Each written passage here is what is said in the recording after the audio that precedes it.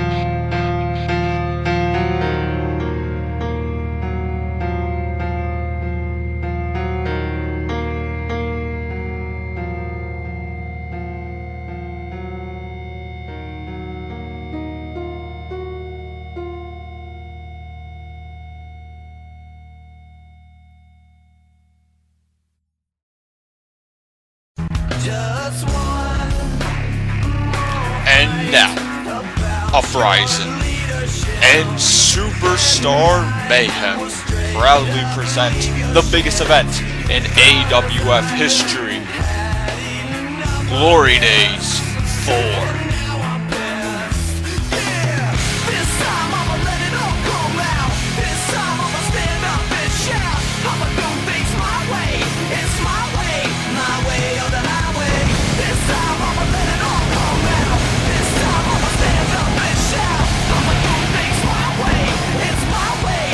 Ladies and gentlemen, welcome to Glory Days 4.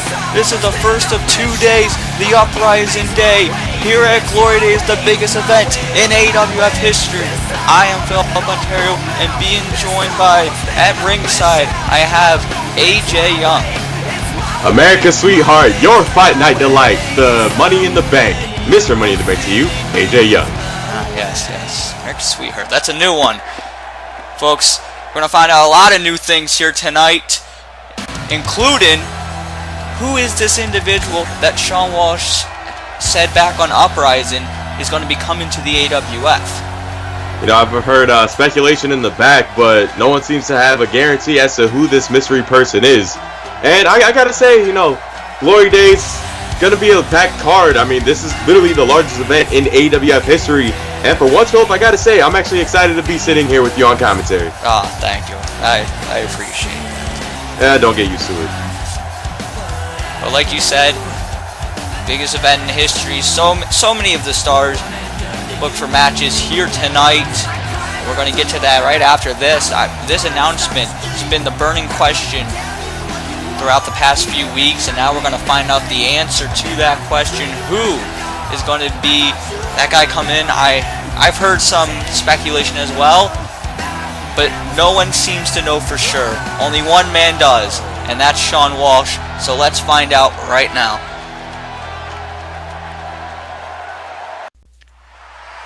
Welcome to Glory Days 4. We are here at the biggest mega event in AWF history. Bigger, badder, better than ever before. It don't get any bigger than this. Tonight, history will be made. Tonight we are going to witness some crazy moments, some unbelievable and historical moments.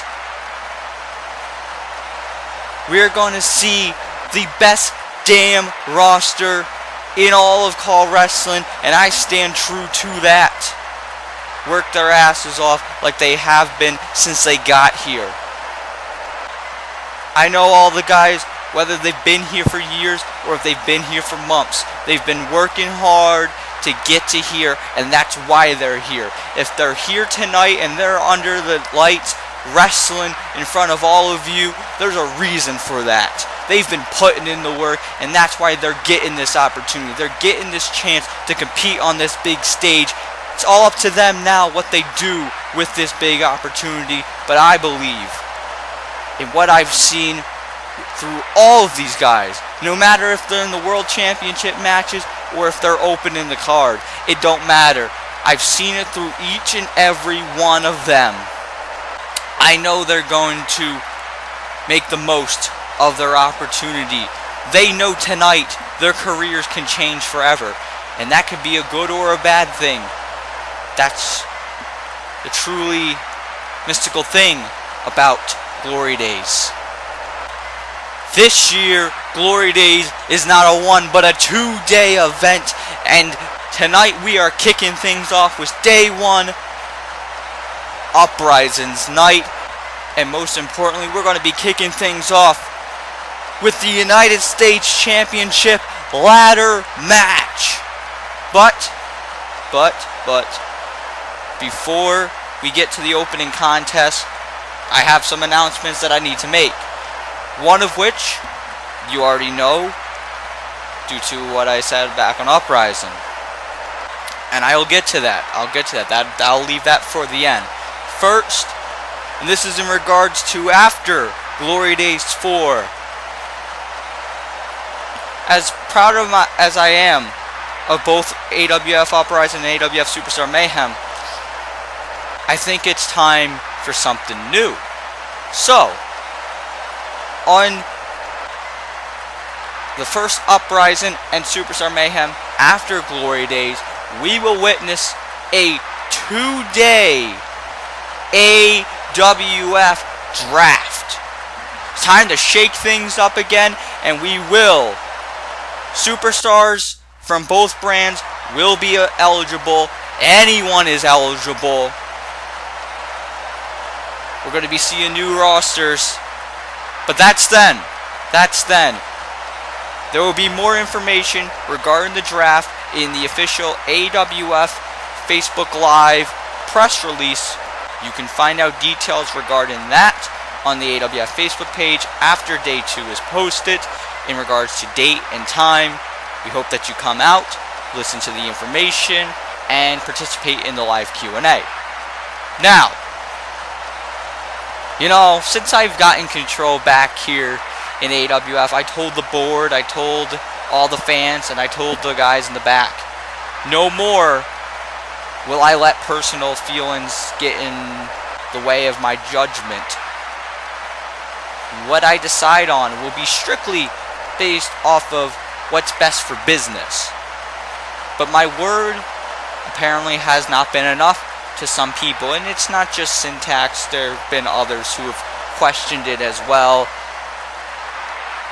So I had to do something to prove everyone wrong. I had to make a potentially huge professional decision that would be against my personal opinions. So that I did. And I talked to someone I never thought I'd talk to again, and I signed that person to an AWF contract. After Glory Days for the new season, they will be a part of the active roster. So, ladies and gentlemen, please welcome back to the AWF. We're about to find out who that is. Who's coming here? Who's coming back to the AWF?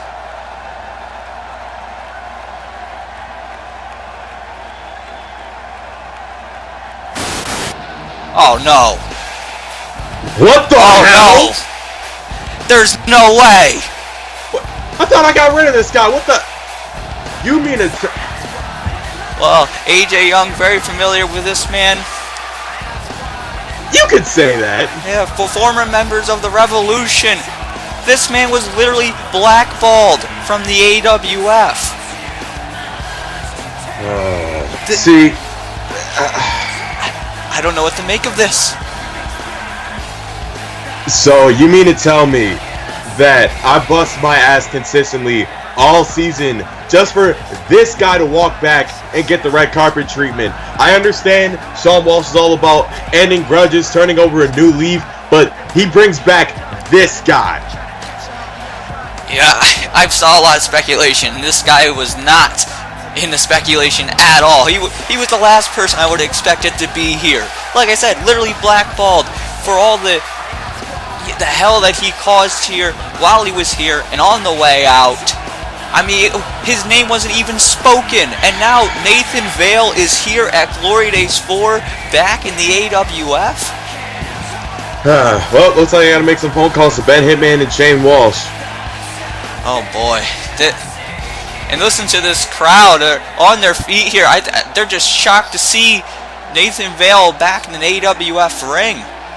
On their feet, those are standing room only seats. I mean, look, I'm popular amongst the fans, so this is a popular. Yeah, popular. It's a word that I would use to describe it. It's got money falling from the ceiling. So let's hear from him.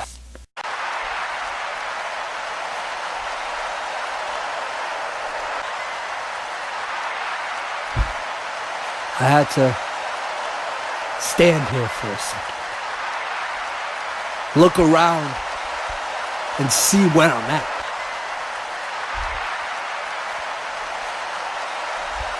Just as you guys just did right now. We're at Glory Days. We're here in the AWF arena. And here I am. Nobody saw this coming. The head troll is back in AWF. And I'll be back for a very, very long time. But see, everybody also has a couple questions on their mind, and those questions will be answered in due time. But see, I will answer this. They ask why I'm here, and the answer is to right a whole hell of a lot of wrongs. You see, everybody knows that I started a revolution, but see, that revolution was something bigger than that. It was something bigger than just simply a revolution. It was enlightenment. You see what everybody else was doing at the time. You see what that company was doing at the time before I came in. And you realize that I set forth in motion what would to become legendary moments. Moments that would simply be the stepping stones for this company to grow. And what do I get in return from the people that I showed loyalty, from the people that I helped, from the people that helped me? I thought we had an understanding, but from what I seem to see, I got duped, especially from the very beginning. But you know, I like to think of that as a whole bunch of bullshit. You want to know how you wash down a whole bunch of bullshit? Some booze, kicking some ass, winning some belts, and a whole lot of females, because this train is going to roll yet again. And I thought I wouldn't be standing here in the same ring with that man across the ring from me, face to face. I thought I wouldn't see you again, Shawn. I thought I'd see you, of course, I thought I'd see you once in a while because, me knowing your whole system. But besides that, you knew deep down inside that you had to call me. Eventually, you had to hit my line, because as you can see, there are things in this company that still need some fixing. There are people still here running amok, and I sure as hell will definitely get my just desserts. But before I get some just desserts, I just have to say one thing.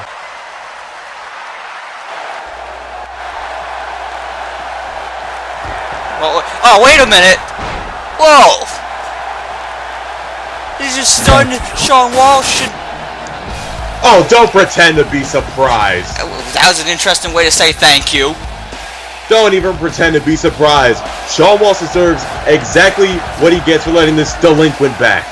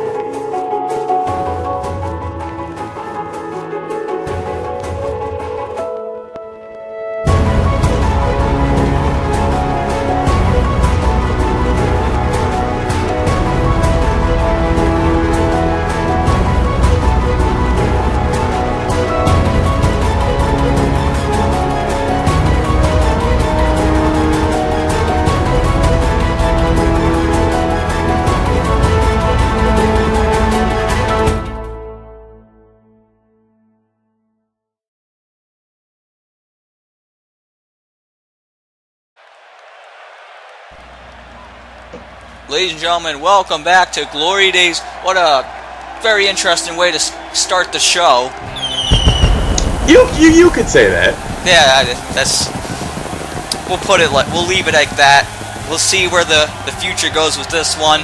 It'll be very interesting, but that's after Glory Days. For right now, we're kicking things off. First match of the night, the United States Championship 6-man ladder match. 6 men are going to put their bodies on the line, all for the goal of being the AWF United States Champion. And speaking of the title, here comes a former champion right now. Yes, Rave. He's a former champion, like you said. In fact, he's the man who the current champion, John Blackos, defeated to win the title. And ever since then, ever since Blackos won the championship back at Meltdown, the U.S. title scene on Uprising has been very hot. A lot of contenders, which is what's led to this ladder match tonight. Because Shawn Walsh couldn't determine an exact #1 contender. Everyone had a claim. So this ladder match came to be. Here comes a man who, he was gone for a long time, spent some time down in PCW, and now he's back with a new attitude, and right away caught people's attentions. And Jack Maximus, just like I said, new attitude. He came back, was supposed to face AJ Bronze, and assaulted him. And then on the last edition of Uprising, in a handicap match, teaming with Tyler Watson, pinned Brian Stone. Jack Maximus has to be the dark horse going into this match. A lot of people had their money on guys like John Blackos and even Brian Stone, but do not sleep on Jack Maximus in this match. He's been dangerous ever since he got back. Absolutely. The dark horse is the best way to phrase it. Some people don't know what to expect when it comes to Jack Maximus because he just returned. But what we're going to see right now, what he does here with the other 5 men. And here comes a man that, like I said, was attacked by Jack Maximus 2 uprisings ago. They were supposed to have a singles match, and then he was attacked. Bronze certainly going into this one, got to be gunning for Jack Maximus. And AJ Bronze is seeking to win the United States Championship, a former AWF Internet Champion. And AJ Bronze has been, he's been low-key consistent. He's been a constant fixture of the mid-card in AWF. But this match will probably be the biggest win in his career to date. And I'm not even a fan of AJ Bronze. Oh, I know. But AJ Bronze also former United States champion. As a matter of fact, he won the United States Championship back at Glory Days 3. I mean, defeated Ty Q to win the championship. Bronze looking tonight to become a 2-time United States champion on the biggest stage. See, he's done it before in singles action. Let's see if he can do it with 5 other opponents in a ladder match. No disrespect to Ty Q, but I'm assuming beating Ty Q is easier than beating 5 men with ladders involved. Oh, absolutely. That's my prediction. Yeah, absolutely. And 5 men, not any ordinary 5 men, 5 men who are craving for that championship. One of those men, Tyler Watson, he's making his way to the ring. Talking about some of the favorites here: Blackos, Stone, Rave. You gotta give some edge here for Tyler Watson, who, ever since he came to the AWF back at the Royal Rumble, has been on the minds of many of the AWF fans. He's quickly made a mark for himself to show people, yeah, forget about everyone else, I'm the future.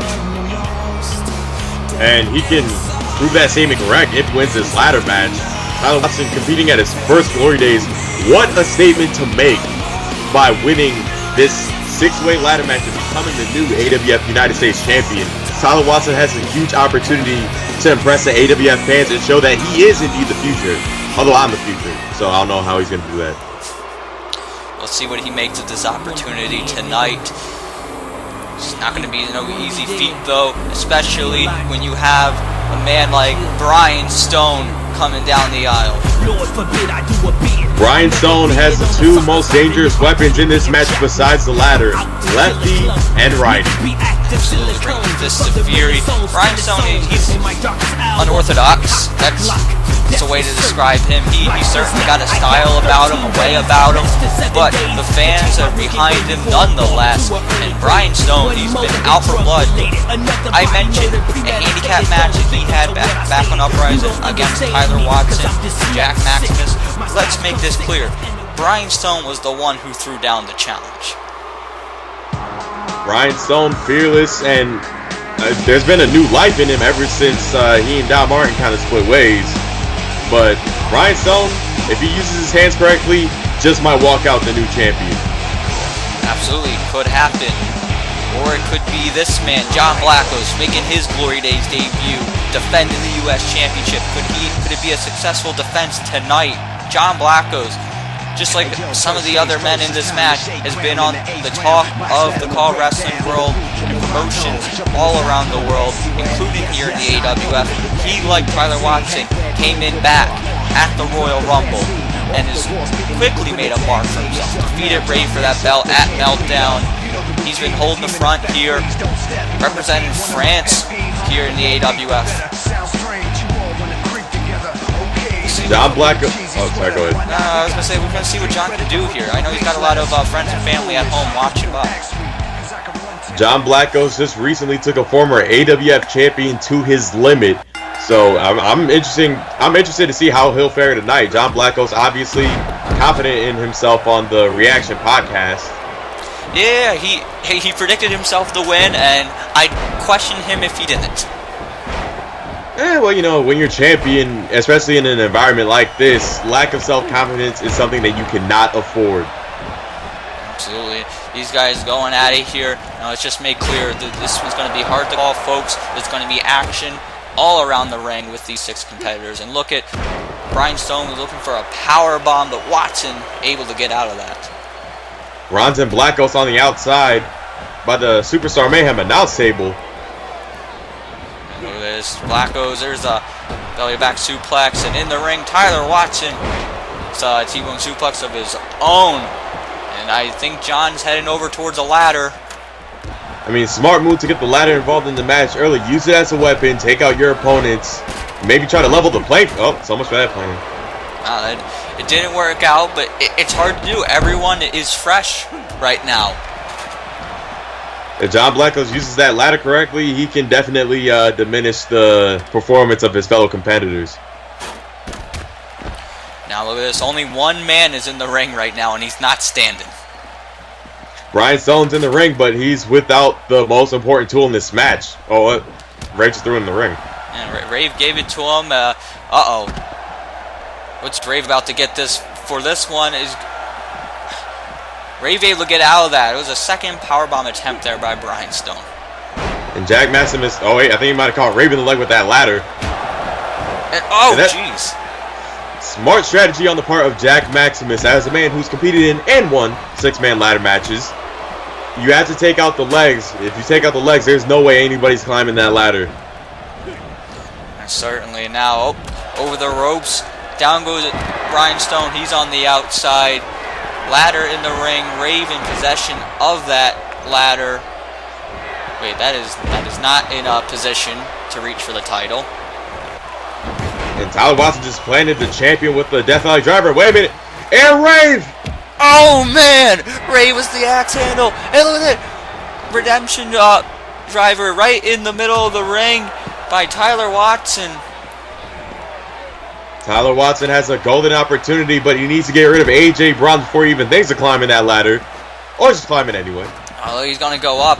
There's Watson and Bronze up on the ladder, and here comes Rave.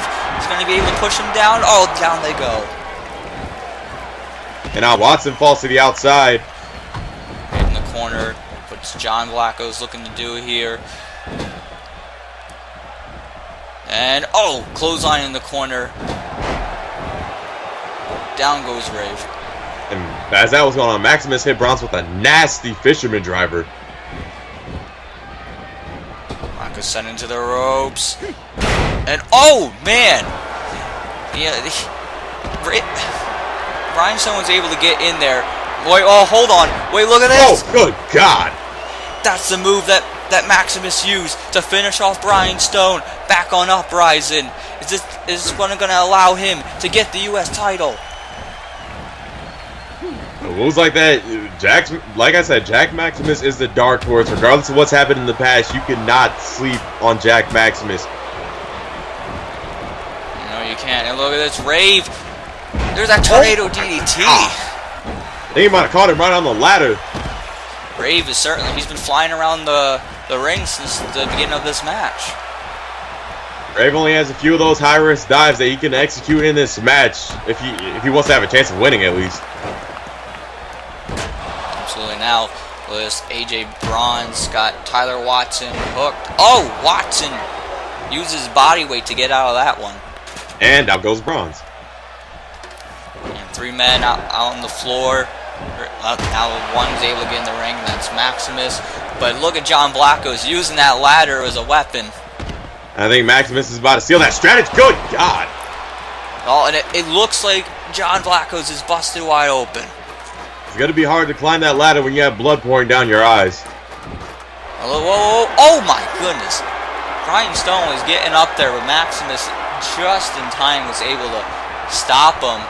But now Stone maybe got some other things in mind. Uh-oh. They're in the danger zone. And Maximus drops Stone. Stone is down and out. Maximus is alone up there on the ladder. Is he about to get Tyler Watson, though? Climbing up. He realizes that... Oh, man. Down with the ladder, but... No, Rave able to pull him down. I was going to say, Maximus was still up there. Jack Maximus is so far the first person to actually touch the title. Wait, look at this. Oh, my goodness. Spiral tap there by Rave. Like I said, in the ladder match, you only have so many big risk maneuvers you can execute if you want to have a shot at winning. I think Rave is kind of teetering on that line. Oh, geez, Bronze used that ladder, but he got knocked down as well. Ladder now in the center of the ring, no one in possession of it. I think Watson might be set up for another redemption driver, and he hits it. He hits it. Brian Stone is down and out. Maximus in possession. You're like, geez, this was the ladder. Certainly, we've seen thus far that ladder, while it's a necessary tool to get to the title, it's also a great weapon to have. In a ladder match, especially with 6 competitors, you have no other choice but to use that ladder as a weapon. Blackos has it. Oh, jeez. Maximus got knocked down, and I think he's bleeding as well. Look at this, Blackos. He's up. He's up. He's reaching for the title. Blackos somehow able to quickly ascend the ladder, but I think that dream might be dead. Oh my God. Bronze and Stone realized very quickly he was going up there. He almost escaped with the title. Oh, man. It was Rave. He was hit with the ladder. Now he's bleeding.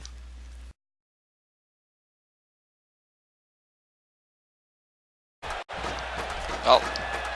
And now these guys up on the ladder. Oh, man. Oh, goodness. Tyler Watson was thinking redemption driver. Brian Stone drops him.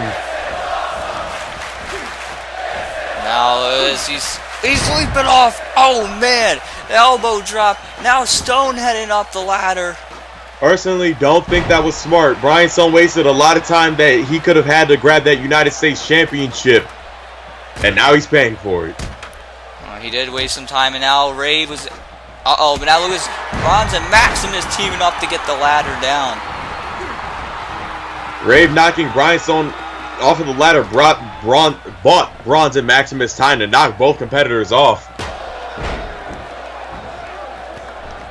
Bronze now setting up the ladder. They're set up in the center ring. Who's going to be able to get up that ladder? It's going to be John Blackos, the reigning champion. These competitors need to turn their attention towards the ladder. Rave knocking Watson off. There, down goes Blackos. Blackos has been close a few times. But you have to wonder, Blackos has by far taken the most punishment out of any man in this match. Getting hit in the face over and over again with the ladders, or with the ladder. You have to think that John Blackos, the fatigue is starting to set in. Oh, absolutely. Because Blackos, while he, perhaps more than anyone else, has been up there than anyone else, you got to get up there to win. But when you're up there, the other competitor's going to do whatever it takes to get you down. And right now, Brian Stone has a golden opportunity as he has Jack Maximus up for a powerbomb. All alone in the ring, but not for long. And here comes Tyler Watson. As Stone is setting up the ladder. Oh, John Blackos in the ring, but Watson getting him out of the way. Brian Stone's up there. Here comes Watson. Way I see it, in the ladder match, you have two options. Eliminate the opposition. Oh my goodness. Watson and Stone falling off. But as I was saying, in the ladder match, you have two options. Eliminate the opposition yourself, or hope they all get too distracted with each other to see you climbing up the ladder. Certainly. And now Rave gonna try and make his way up the ladder. And here comes Tyler Watson. Not too far behind. Oh my God! Off the ladder. Tyler Watson tried that on Brian Stone and it didn't work. Unfortunately, Rave wasn't so lucky. Not so much. Now Watson. Oh, Watson got sent down. Here comes Brian Stone. Stone's reaching for it. He's reaching for the title. Braun's trying to put a stop here. And I think Brian Stone, oh, he almost had it. Down he goes. Philip, I know what it's like to have a full grip of what's hanging above the ring and to see it slip away by getting knocked off the ladder. I mean, it's a morale killer, but you have to keep trying in the name of being the United States champion. Absolutely. Now Lewis up on the ladder, and John Blackos able to shove Maximus down. And now what's going to happen here? We're going to see if Blackos can get up that ladder again, but he's got to be careful. You don't want to take too much punishment. And look at this. He's up there. Is he going to get the championship? Is he going to retain the title? Oh, well, ladder down, but Blackos still up. Oh. And he's down. Well, he didn't avoid much of any punishment there because he got powerbomb. Blackos is down and he's got to be hurting on the outside. But Blackos' willingness to take punishment shows how much the United States Championship means to him. Certainly, he got it early. He doesn't want to lose it now. Especially here at Glory Days. He wants his moment tonight. But he's finding out right now, if he didn't know before, it is not easy. It definitely isn't easy. Like I said, 6 competitors, couple ladders, one man has to win. Let's see, is that one man going to be Jack Maximus? Send up the ladder. Wait. Oh, no. It could be, but he might want to get of AJ Bronze and Rave first. Rave in possession of the ladder. Oh! Hit Stone with it. Blackos, he was going for some kind of suplex, but I don't know if he had the strength to be able to do it. He's taking a lot of punishment in this match. Tyler Watson hitting Stone with the DVD, and from my angle, it looked like Brian Stone's leg caught the ladder. And now Rave, who you can see over there is a crimson mask, but he's able to get up on top of the ladder there. He's in possession of the championship he once held. How he can even see at this point is a miracle in itself. Rave now rolling to the outside. Now Tyler Watson has the ladder. Blackos would do good to watch his back. Oh, he's going to actually climb the ladder. Hey, Tyler Watson sets it up. Blackos goes up there to go and get it. And oh, but Tyler Watson able to get him down.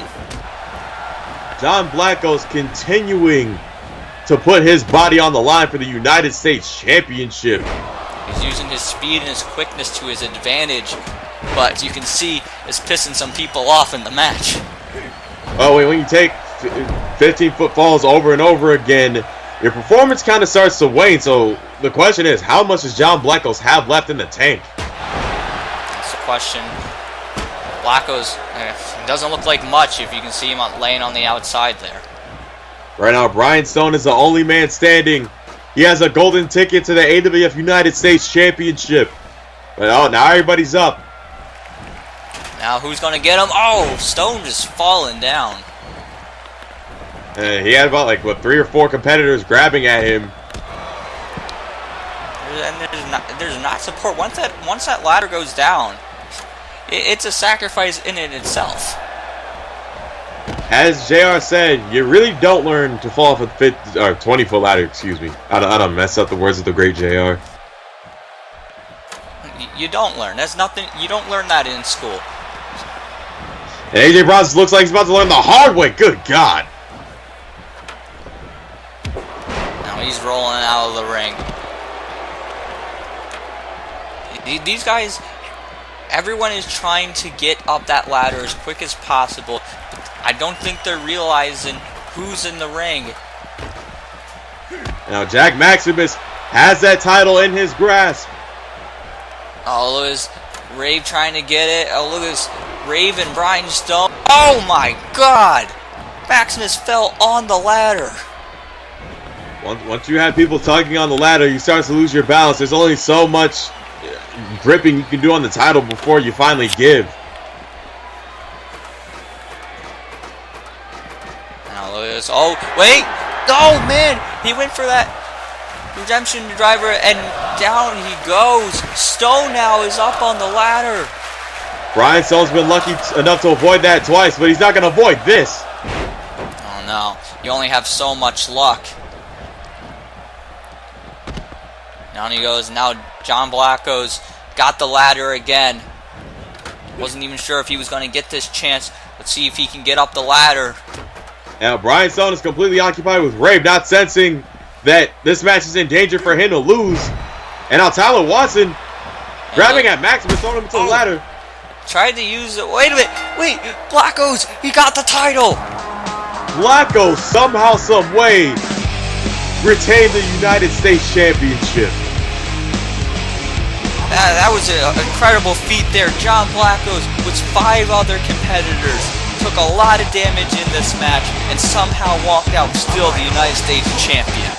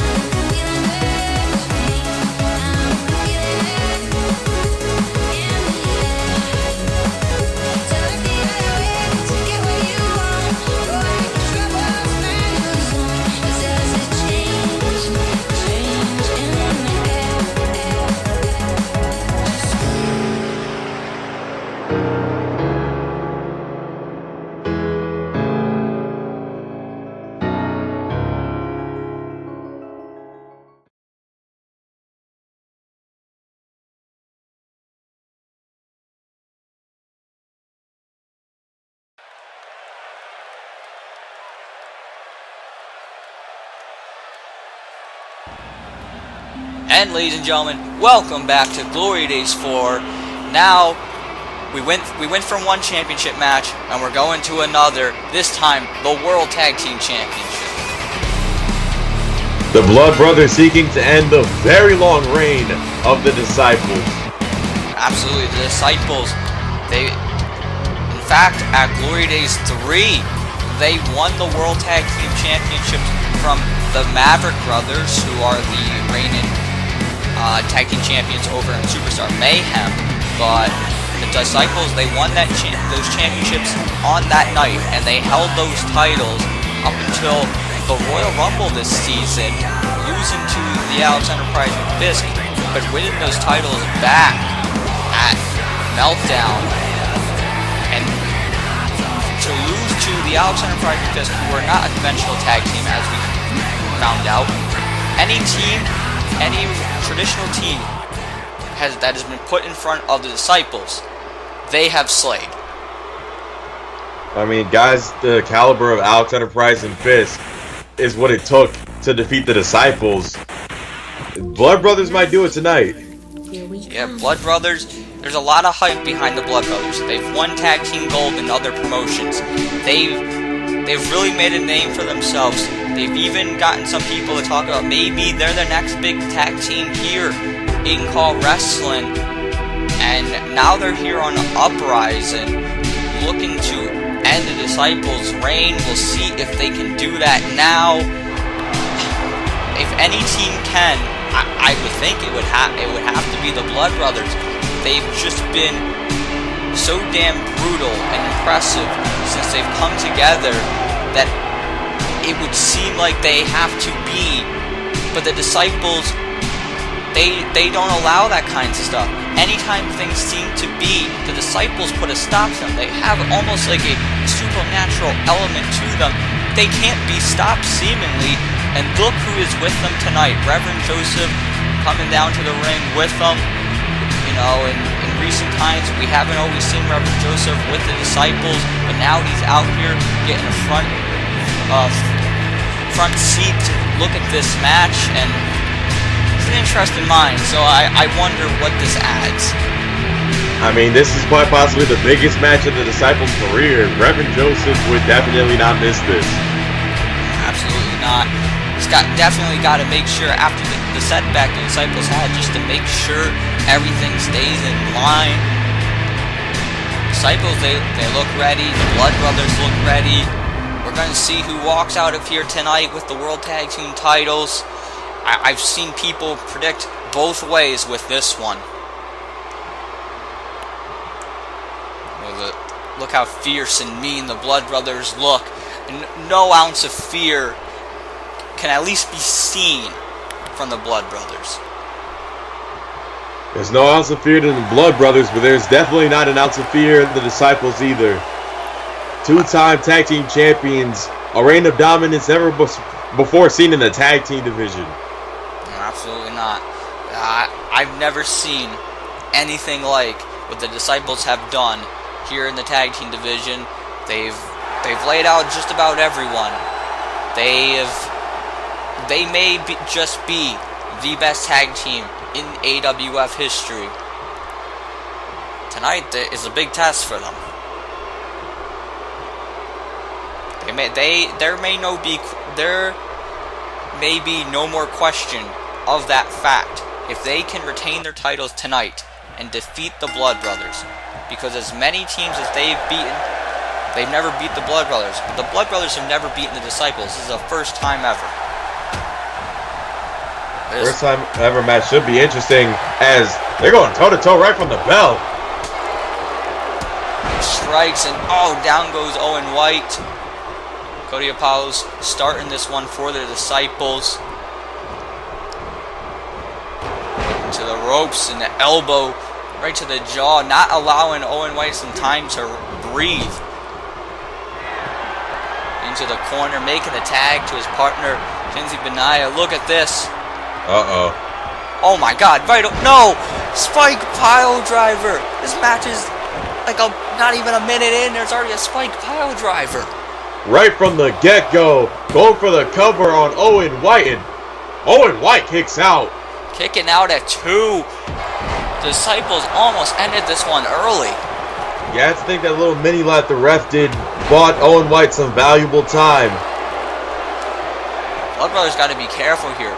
You let the Disciples get a few moments, and they'll make the most of it, and it'll be the end. And oh man, what a meat hook there. Big clothesline by Owen White. Owen White not gonna waste any time here now. And Owen White realizing he has to turn it up a notch. That spike pile driver definitely took something out of him, so Owen White is turning up the tempo to 11. He's got him up, got the eye up in the shoulders. This is a spine buster. And this is smart from Owen White. The Disciples hit hard. The only way to really beat them is come back hitting harder. When it comes to the Disciples, you have to throw strategy out the window and just go brawl for brawl. What's this? Oh man! A powerbomb into a neckbreaker combo. Roger Terry, now the legal man. Here's the cover. The 2. Oh man, right in the nick of time, able to break that up. Owen White slowed his partner down, but could not stop the pin breakup. And wait, there's a chair being thrown into the ring. A chair thrown in the ring. This is not a no disqualification match, folks. Anyone, if they use that steel chair, this will be a disqualification.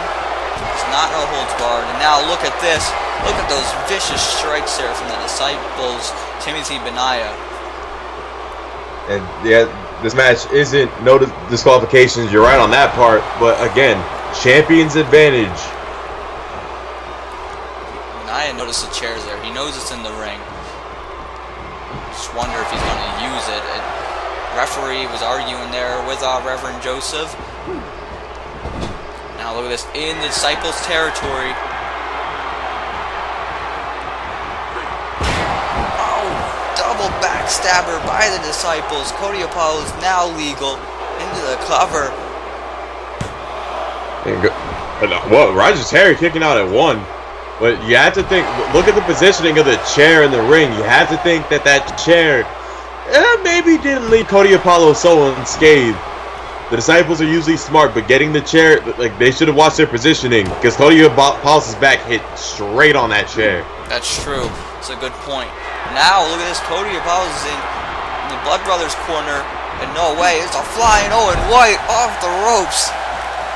And I understand that in a tag team match there's going to be frequent tags, but the level at which tags have been made in this match has been more frequent than I'm used to seeing. What you got to do, you got two dominant teams. You want to keep fresh, and they're trying. Both these teams are trying to tag in and out here to have the advantage, have the upper against the other team. And look at this, he's got him goozled. There's a choke slam by Owen White. Now Reverend Joseph on top of the ring, sensing that his Disciples are in trouble. The referee finally getting control back. And wait, the referee not seeing that cheap shot from Timothy Benaya. Oh, look at this. And Owen White obviously didn't like that arguing with Benaya, but he's still taking his eye off the ball. And see, this is where the inexperience when it comes to the Blood Brothers have to play. You can't keep your eye off the ball there. And see, finding out right now, I wondered what having Reverend Joseph out here was going to do, and we're finding out now. Certainly huge assist here for the Disciples. Is this going to do it? 2, and only a 2 count. Reverend Joseph is basically a third partner for the Disciples. He can make or break this match if he wants to. Absolutely. Now Owen White trying to fight back here, and Owen White, smart move there, get him right in his corner. And now wait, oh, look at this. It's an elbow drop. Owen White making a smart move there, tagging in Roger Terry, fresher man. And again, the tag frequency, and good job. Oh, what a pile driver. Innovative pile driver. But look at this. Reverend Joseph distracting the referee again. Like I said, Reverend Joseph, X Factor. You know, it begs a question. What would happen if the referee was focused there? But we'll never know. And the Blood Brothers, they got to prepare for something like that. When you're in the ring, Philip, there's no time to think about what ifs. It's only what happened and what didn't. Good point, good point. Now Owen White back in the ring. Roger Terry's still in the ring. He's got to get back on the apron, as the referee's trying to tell him right now. It's not legal. Now what is this? Throwing him down, and now the Blood Brothers, where are they sent? Wait a minute, no way! Go! Disciple death drop. There's the Disciple's own move. Adding insult to injury, will it pay off? 2. Oh no! Only a 2 count. Apollo's able to kick out. The Disciples have been doing that move for a long time. Damn sure you got to know how to get out of it. What a huge blow would have been to the Disciples to lose their tag team titles to their own finishing move. Now Cody now throwing him into the corner.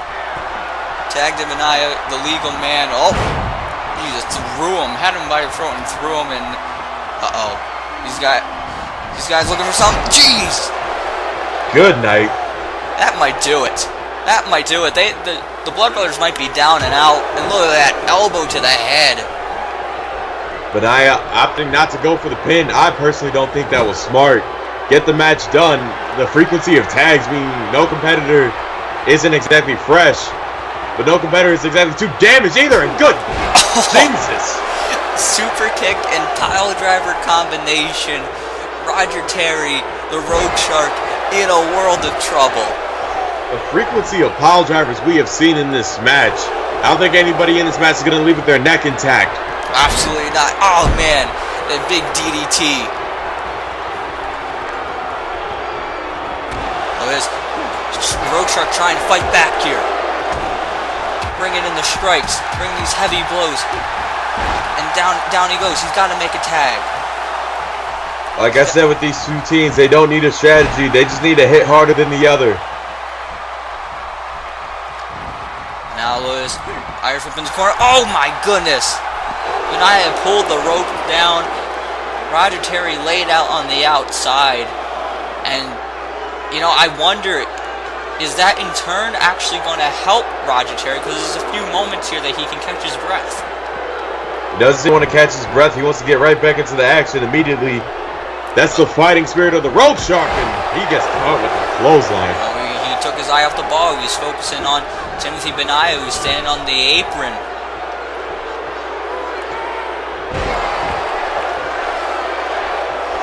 Now, set for all. Look at this, in disciple corner, it's going to be a tag maybe. Here's the tag. Oh, we saw this from the Blood Brothers earlier. Now we're going to see it from the originals. Here it comes, the Disciple Death Drop. That may just be it for Roger Terry, and all right, and down goes the British Bruiser. And the cover, leg is hooked. Now he's got him, 2 and 3. The Disciples being the second team to retain their titles tonight. Or sorry, the second champions. Yeah, the second champions successfully to defend their title. The Disciples walk with the World Tag Team titles still in their possession. It was back at Glory Days 3 that these guys won Tag Team Gold, and here at Glory Days 4, they retained the gold tonight. Starting things off good for the Disciples. Makes you think, what's going to happen? What's the fate of the Disciples later on tonight with Texas Black and Syntax? Extreme Virtual Pro Wrestling.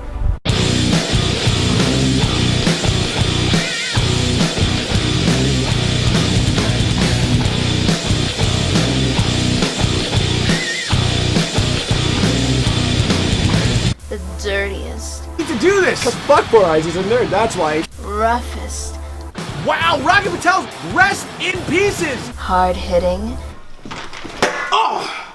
Extreme show on YouTube. what are you waiting for? It's time to get Extreme! every Monday at 6 p.m. Eastern on YouTube.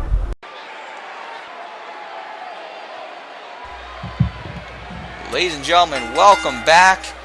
Now we're going to our third championship match of the night. You've already seen 2 titles get retained earlier tonight. Will we see a third? We'll see. I mean, certainly the champion, Mason Kronik, gotta have a grin on his face. Because, like you said, both champions have retained their championship. We're gonna see if it's the same tonight. But it's not going to be easy going up against the former Extreme Champion, the Sandman, Brock Manson. Wait, Brock Manson's wearing a tap out shirt. What is this, 2009?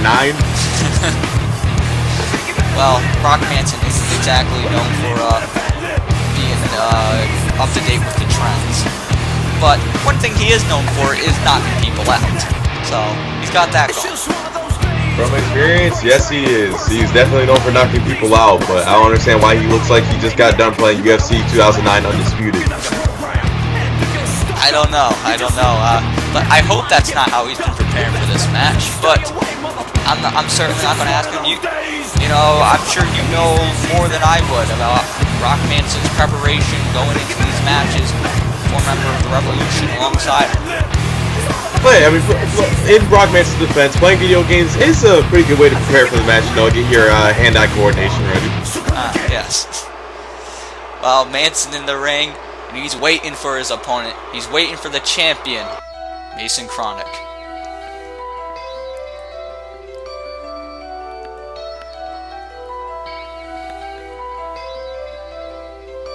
Surprise, motherfucker.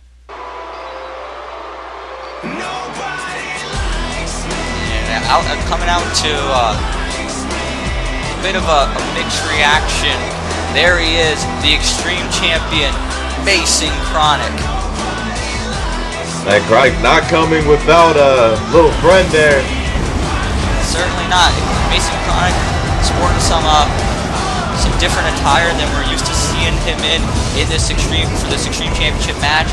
Also got a nice friend with him. Got a nice baseball bat, which is all legal, folks.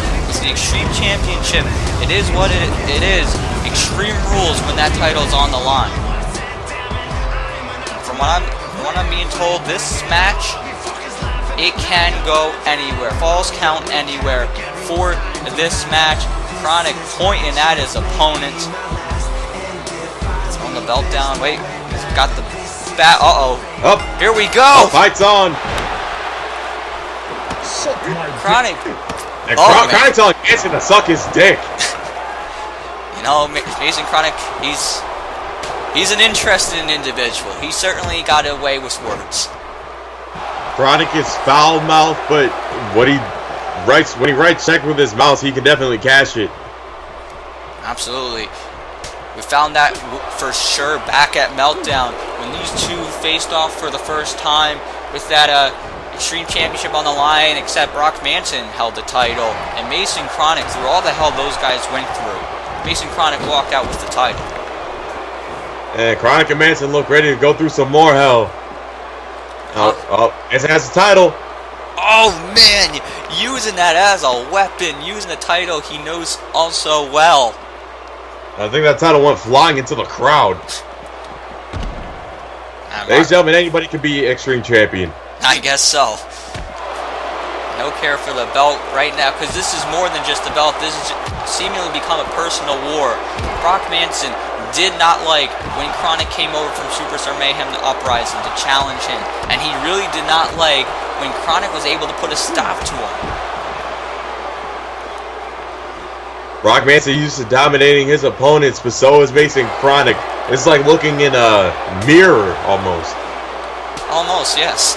And now, look, these guys, they were barely in the ring. These guys are heading up to the stage here. Wasting no time. Oh my goodness! Flipping the leg.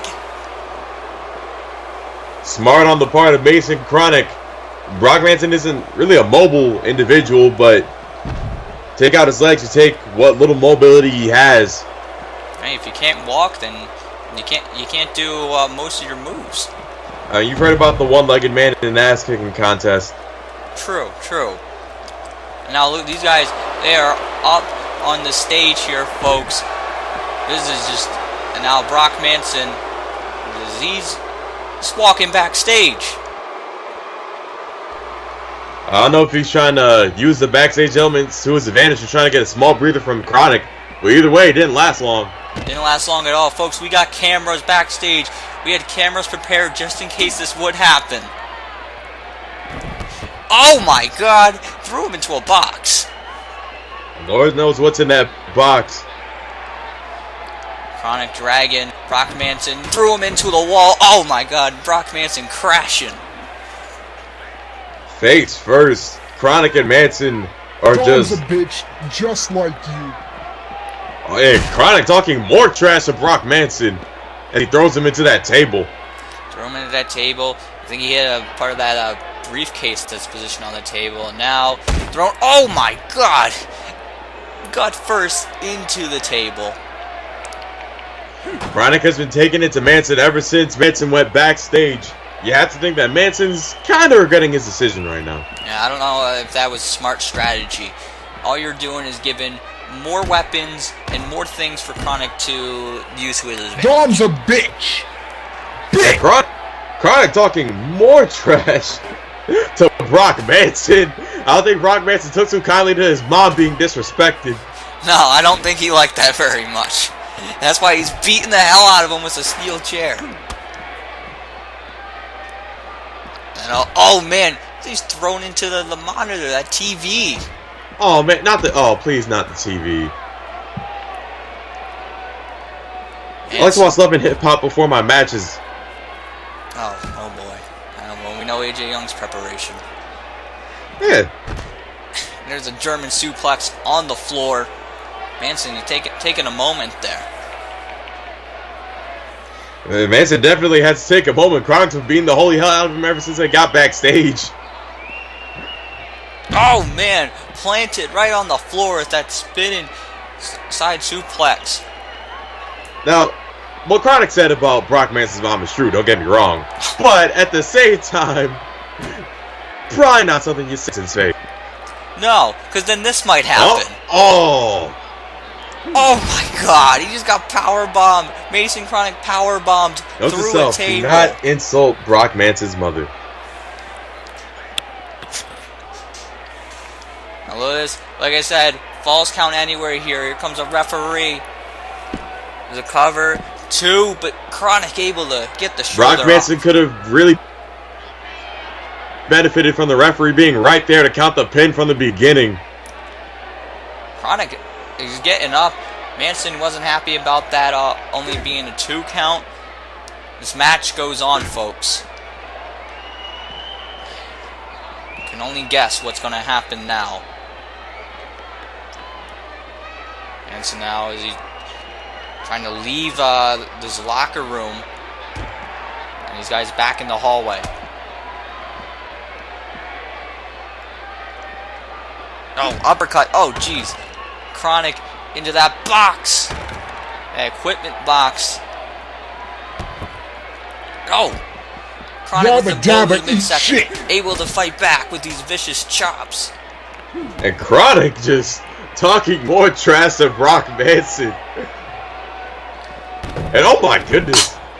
Just knocking all those boxes down.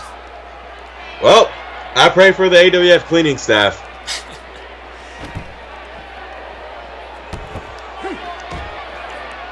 Manson in trouble. Kronik is back on the offense again. Oh man. Blow to the back. Jeez, a full Nelson Brock slam. Manson simply trying to get some. Brock Manson simply trying to get a few seconds of breathing. Kronik not letting up whatsoever. Yeah, I don't think Kronik will allow that if he has any say. Now Kronik may be looking for payback. He was powerbombed before. Is he gonna? Oh wait a minute. Look at this. Oh, German suplex, kind of like his modified version of his Chaos Theory. Now go for the cover as Kronik on Brock Manson. 2. Only a 2. The Extreme Champion was so close to retaining the title. Oh my, these men have just gone back and forth. What we're witnessing right now is just barbaric. But your wife ain't my children. Kronik talking about what?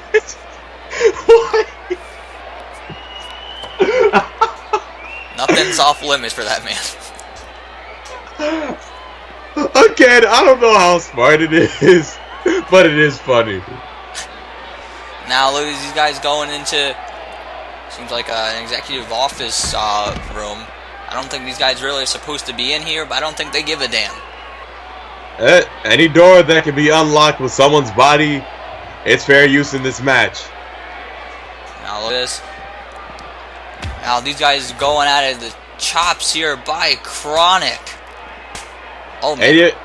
AWF cleaning staff is going to get a huge payday after tonight. Oh yeah, this is certainly going to be a long night for them. Oh my god! The Cocoon Your Man, daughter ain't my jeez, children. knocking Brock Manson down and possibly out. Brock Manson hits hard, but I don't think I've ever seen anybody with that much power in a punch as Mason Kronik. Kronik now, Lewis, some more blows to the face. Down goes Manson. I doubt Manson even knows where he is. Actually, okay, he might know. Oh yeah, throwing him out the door. I think Brock Manson, I think he's remembering some of those words that Mason Kronik said to him. Brock Manson, if it's one thing he can do, it's take punches to the face. But Brock Manson looking to be on the offensive now. These guys are back in this room. What the hell is Brock Manson thinking to do here? Uh-oh. Got a poor helpless executive here, not knowing what to do. And remember, that office table has no give. If Brock Manson can get Mason Kronik just even the slightest impact of his body on the table, Brock Manson could be the new Extreme Champion. Absolutely. Oh, no, no, no, no, no. Okay, no see, I way. wasn't serious. Oh my god! Those desks are not made to be used as weapons. I don't know if there's commentary speakers in might have heard me. Or it's just a case of irony, who knows. But nonetheless, referee going to make the pin. Hey. Oh, wow. Just in that was 2.999 there. Able to get the shoulder up after he got powerbombed onto a desk. And that wasn't a strong shoulder lift either. Mason Kronik was able to weakly get his arm up. It was enough to continue this match, but Mason Kronik, you have to wonder how much he has left in the tank. He went right, not even through, he got powerbombed on an office table. That definitely has to hurt. And now it creates a target for Brock Manson to go after the back of Mason Kronik. Oh man, big boot. Down goes Kronik. Both of these men, win or lose, they need serious medical attention after this match. Oh, absolutely. Now, Manson looking down at Mason Kronik. These guys are back to where they started here. Now look at this. Knocking him down. Brock Manson, though, choosing not to go. Well, he didn't get a chance to go recover there. Kronik is still getting up. I mean, you see the wear and tear on these individuals. And Brock Manson, German suplex right onto the floor. And geez, look at Kronik. He keeps getting up as soon as he can. I don't know if that's the smartest thing to do. That just creates an opportunity for Manson to go after you. But wait, maybe it was, because now Kronik has got Manson in possession. Kronik continuing to badmouth Brock Manson. Oh, look at this. At the table. Oh my goodness. Oh, jeez. Just threw him through the table. Both of these men have no quit in them. You're gonna eat my children. Both of these men having no quit in them. As Kronik, Manson following Kronik. These guys, they're back out here at the arena. They're back on the stage. It's absolutely crazy what they went through back there, but now they're back out here in the arena in front of the people. And at least out here there aren't any office tables. Oh, certainly not. But look at this. I don't think Brock Manson needs an office table right now. Brock Manson with the full amount of punches to Mason Kronik. These men, Kronik just threw Manson around. These men are testing the limits of their bodies. How much can the human body take? Jeez, what a big slam there by Mason Kronik. Kronik showing off a lot of strength here. I don't know how after he went back first onto hardwood. Kronik, oh, kick to the midsection. Now back to these knife edge chops. We've seen him utilize these throughout the match. They've been effective. Kronik is finding Manson up and down the ramp. Just throwing him. Now these guys they're heading towards the ramp here, and maybe Kronik trying to get Manson back to the ring. Let's just note that these guys spent barely any time in the ring. But the ring might be the safest place for both these men after what we've just witnessed. Yeah. And now these guys back at ringside. And now Manson thrown into the ring, but Kronik not going to go in alone. Maybe looking for something. Oh, is that just another baseball bat? Oh, Brock Manson taking it away from Kronik and out of bat. Gave it talk today. I was going to say, hey, bat a swing, but life doesn't work out the way you want it to sometimes. And it didn't work out there for Kronik. And oh my goodness. Another table being introduced here. I mean, at this point, if I'm Kronik, I'm probably happily willing to go through that table instead of getting put on an office table. That is hardwood. I mean, table's not exactly a safe haven either, but compared to an office table, a little bit better. A little bit. Manson from behind. Kronik in trouble. Oh, Kronik down. These guys are... Oh, now they're out in front of us. They're out by the commentary tables. Hey, Brock, buddy. Long time no see. How are the kids? He's coming over here. Okay. I don't think Brock has time to talk. He's got a little time. Oh, come on. We go back. Well, right now he's focusing on tearing apart that table. Jeez. Brock, you're using the wrong table. There's Americans there. Oh my goodness. Just suplexed on the outside. Kronik. What's he looking to do here? Oh! Well, it's legal. But remember what I mentioned about Brock Manson having kids? Yeah. Doubt he's going to have more after that. And now, Brock Manson was the one trying to expose that table. Now, I think might be the one to use it.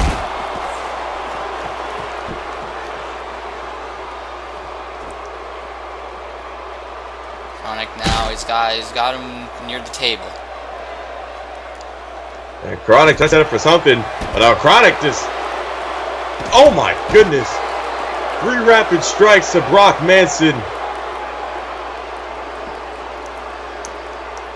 He's trying to soften him up. Yeah, he's also got to be thinking, what's he going to plan to do here? Oh, now he's on the table. Just keep in mind, there's a monitor positioned on that table. Oh, man. Oh, my God. Belly-to-belly suplex. Brock Manson has been broken in half. And this crowd is loving every second of this brutal, barbaric matchup.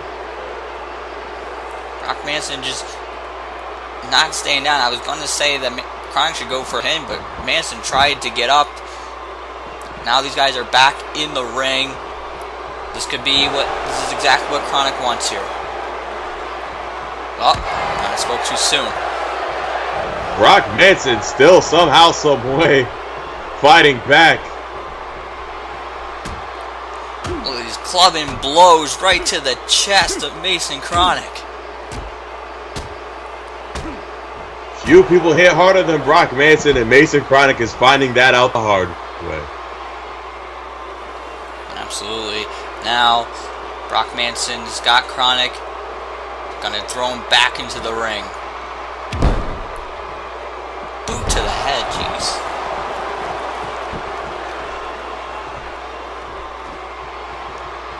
Now, Manson. I think he's gonna utilize that table. We see so many tables get destroyed in this match, and there's about to be another one. Jesus Christ! He's got powerbombed right through that table that was positioned in the corner. Manson might be able to get this if he just goes for the cover. Softer than an office table, but it's not like going through pillows, trust me. Now, here comes Brock Manson. He's got him up. There's the power slam. How Mason Kronik is making it to his feet that quick at this point in the match, it's a wonder to anybody. Oh, geez. Oh, no. Manson looking to send a message here, looking to put some punishment, bringing the steel steps into the ring. And Mason Kronik is in absolute trouble. Oh! He just used it, hit Kronik in the face. Might be it, but Manson looks to be setting up for something. Oh my Jesus! He knocked him out. That's it. Good night. 1, 2. Oh, what? How in the hell did Mason Kronik kick out of the knockout punch? I don't know if I've ever seen anyone kick out of the knockout punch. Now Kronik, look at this. He's fighting back. Everyone knows I'm not a fan of I'm not a fan of Brock Manson. Mason Kronik, he's alright to me, but nonetheless, both of these men after tonight, they've earned my respect. Look at this. Kronik now, almost like a 5th win. He has to be on like a 9th win at this point. Kronik, get that Kronifier. Kronik is in the driver's seat. Oh, and he has that bat with him. We know it since he brought it back to this match. We know that he had some intentions to use that bat throughout the match. Kronik just swinging for the fences on Brock Manson. Oh, and another shot right to the Bronx. Jeez, oh look, Brock Manson feeling that one, and look, it's not fancy, but you got to do what you got to do in this match. And in this environment, you do whatever you can to get the job done. Now in the corner, maybe Kronik thinking Chaos Theory.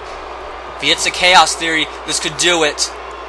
And look at the positioning. This table remains in the middle of the ring, and dear God, there's a rolling elbow there by Brock Manson. two of the most skilled strikers in the game going at it. Uh-oh, Manson's got the bat now. Oh, geez, right to the back.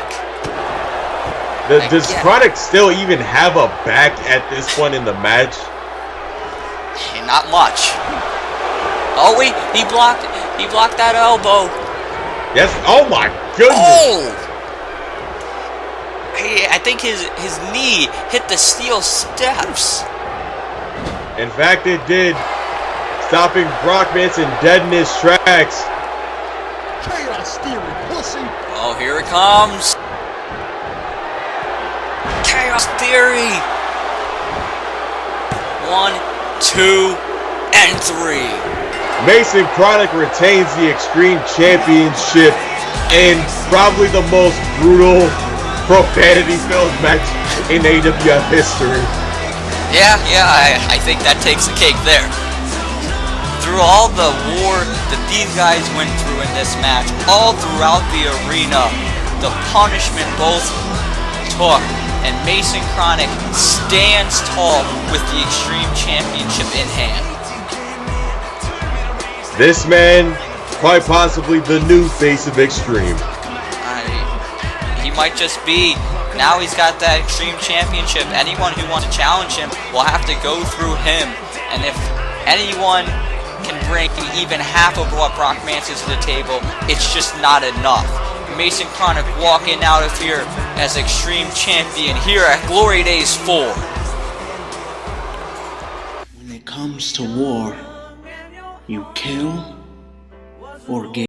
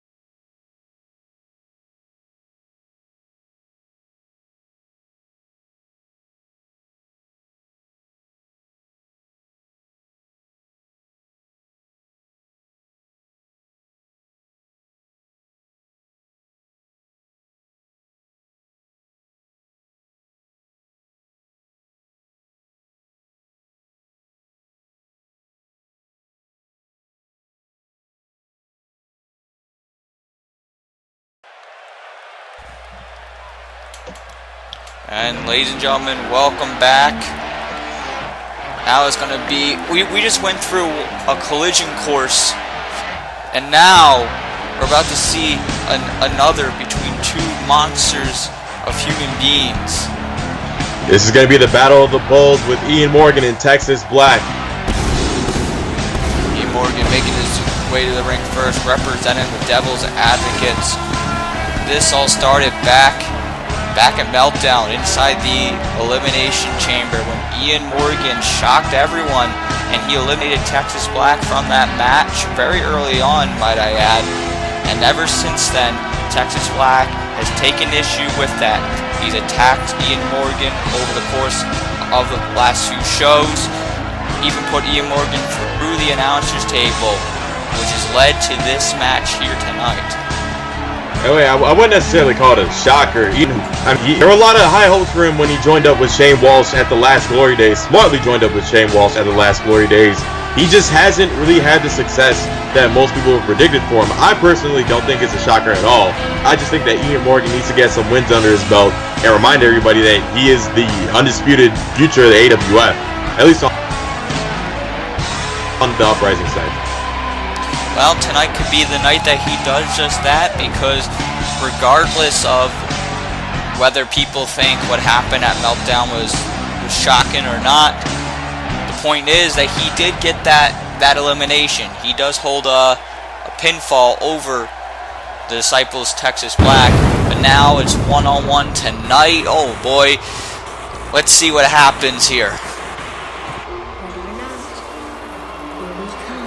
Now we await the arrival of Texas Black. We know earlier on the Disciples, Benai and Apollos, they retained their tag team titles, picking up the first win for the Disciples tonight. Texas Black in action here, and later on Syntax defends the AWF Championship. This could either be the night of the Disciples or the beginning of a very bad night for the Disciples. The tag titles are safe inside the Disciples faction, but it still has yet to remain whether Texas Black or Steven Syntax is going to walk out with the victory. Absolutely. It could go either way here. We won't know until it's over. Texas Black now slowly and methodically making his way down the aisle. Just been ever since he is linked up with the Disciples. I mean, Texas Black has always been a monster and has always laid carnage, but now with being aligned with the likes of Syntax and Reverend Joseph, his power is directed towards a certain goal that the Disciples have, and he has just laid carnage to many opponents, many of victims of the Disciples over the course of the past few months. Well, I mean, it's quite simple, at least in Steven Syntax's mind. Would you rather have Texas Black on your side or fighting against you? I think the answer is pretty simple. I understand the reasoning. That has always made sense to me, why he would want Texas Black with him. Now, Texas Black out here. Ian Morgan, he looks ready to go. And the referee calls for the bell. And notice also, unlike in the tag team match, oh my god! Big clothesline, and look, Texas Black getting out of there. The Ace of Spades tried to take Texas Black's head off.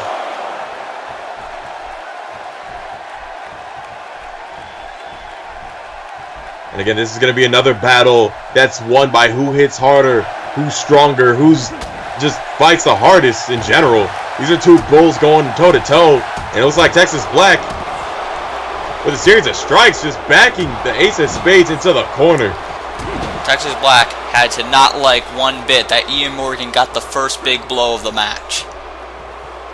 Immediately got him off his feet. Texas Black is landing some severe blows since, actually. And oh, there's one of them. It was a good start for Ian Morgan, but right now things are not looking good. You have an even angrier Texas Black going at you full force. And Texas Black is fueled by vengeance. He feels that he got embarrassed at Meltdown Ian Morgan not necessarily taking too kindly to the attacks over the last few weeks as Texas Black chokes the living hell out of him. Yeah, look, he's choking him again.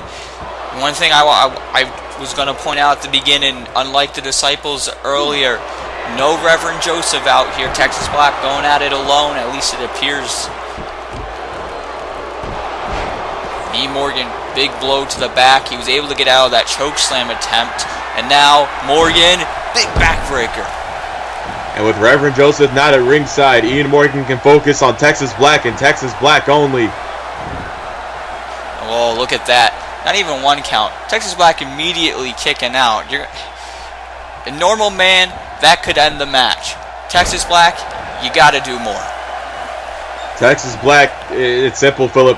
Texas Black is not a normal man by any means of the word. Ian Morgan dropping those elbows right to the heart of Texas Black. He's come in at a third elbow drop. Texas Black down. This one. You got him for a one, but still not enough. Got to unleash some more punishing on the monster. And that might do it. Took him down. Ian Morgan feeling this one. Ever since he's been at odds here with Texas Black, the fans have warmed up a bit towards Ian Morgan. I don't know whether this could be turning a new leaf or just a casualty of the predicament. As far as Ian Morgan having fan support, and good Whoa! God. He's got him pressed in the air into a power slam. Ian Morgan showing off his strength against Texas Black. But will that get the job done? He's got him. Two. Only a two. That was close. That's exactly what Ian Morgan has to do if he has any hopes of winning here tonight, though. Oh, but Texas Black is up and he's mad. In the corner he goes. Oh, big clothesline. And now he's got him up. Snake eyes. And the big boot. And we know what's coming next. Dropping the leg. Big leg drop. Texas Black going in for a cover. One, there's two. Only two. And Texas Black arguing that one. The last thing you want to be in the ring with is an angry Texas Black. And he's proving it here tonight. I don't know if I can recall anyone ever pressing Texas Black above their head. So he couldn't have taken that lightly. Uh-oh. Clearly not. Here it comes. Choke slam. Texas Black not used to the strength being used against him. But he might pick up the victory with that choke slam, and no. Only a two. Big choke slam. Ian Morgan still in this. Like I said, Texas Black isn't used to being manhandled like this, so you got to believe that he's a little bit embarrassed by Ian Morgan's repeated feats of strength. Now on the outside, he's got him up. Big slam. Referee's counting away. As both these men are fighting on the outside, they need to get back in the ring at some point. Oh, big boot by Ian Morgan. But like you said, they got to get back in the ring. Right now, it doesn't look like that's what's on the mind right now. Ian Morgan trying to unleash some punishment here. Trying to utilize what's around the ring to his advantage. I've been in the ring with Ian Morgan. There are a few people with the more punishing offense than the Ace of Spades. Now he's getting Texas Black into the ring. He's back in. And like a point I made, Ian Morgan, quite simply put, he needs this win. Like a lot of stock, a lot of investment was put in him last year at Glory Days 3. Big things were predicted for him, and not saying that he's necessarily a flop, but he kind of fell short of expectations. Uh-oh. Look at this. He's got the ankle lock locked in, but Texas Black too close to the ropes. Lack of ring awareness on the part of Ian Morgan, applying that ankle lock too close to the ropes. Morgan now has got him. Sidewalk slam. This match isn't about 450s. This match isn't about, crazy power bombs off of ladders. Shades of Leo Rush. But, wait a minute. Oh, big elbow drop. Ian Morgan, rare for him to do, taking it from the top. He's got him 2. Only getting 2 though. I mean, that kind of destroys my point earlier, but Ian Morgan unleashing moves not previously seen in his arsenal to try and put Texas Black away. We've seen Ian Morgan use most of his moves and bust them out here. And Texas Black still getting up, so he's got to bust some things out of there. It's very rare to see Ian Morgan. Oh my goodness! And he hits him with that clothesline. He just finished people with that, and is this going to do it? No! Texas Black has been nearly decapitated at least 3 times in this match and is still finding a way to power through. Now, Texas Black, he's got him. He's got him by the throat. It's a second choke slam. And at this point, both men are figuring out what else do they have to do to put each other away. We've seen choke slams, we've seen ankle locks, we've seen diving elbows. Yeah, I have to think that the damage is kicking for both men.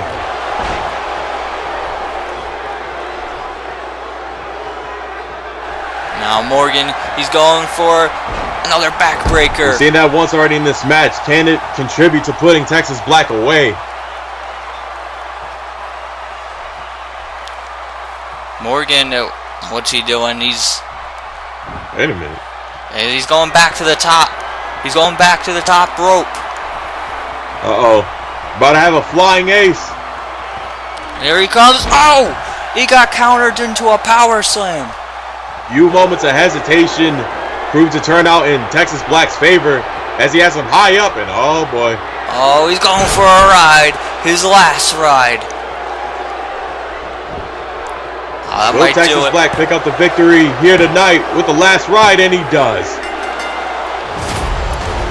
Took a few moments before he jumped off that top rope, and those few moments gave Texas Black time to counter that, and then he got him in position for the last ride. And Texas Black walks out of here tonight with the second win for the Disciples.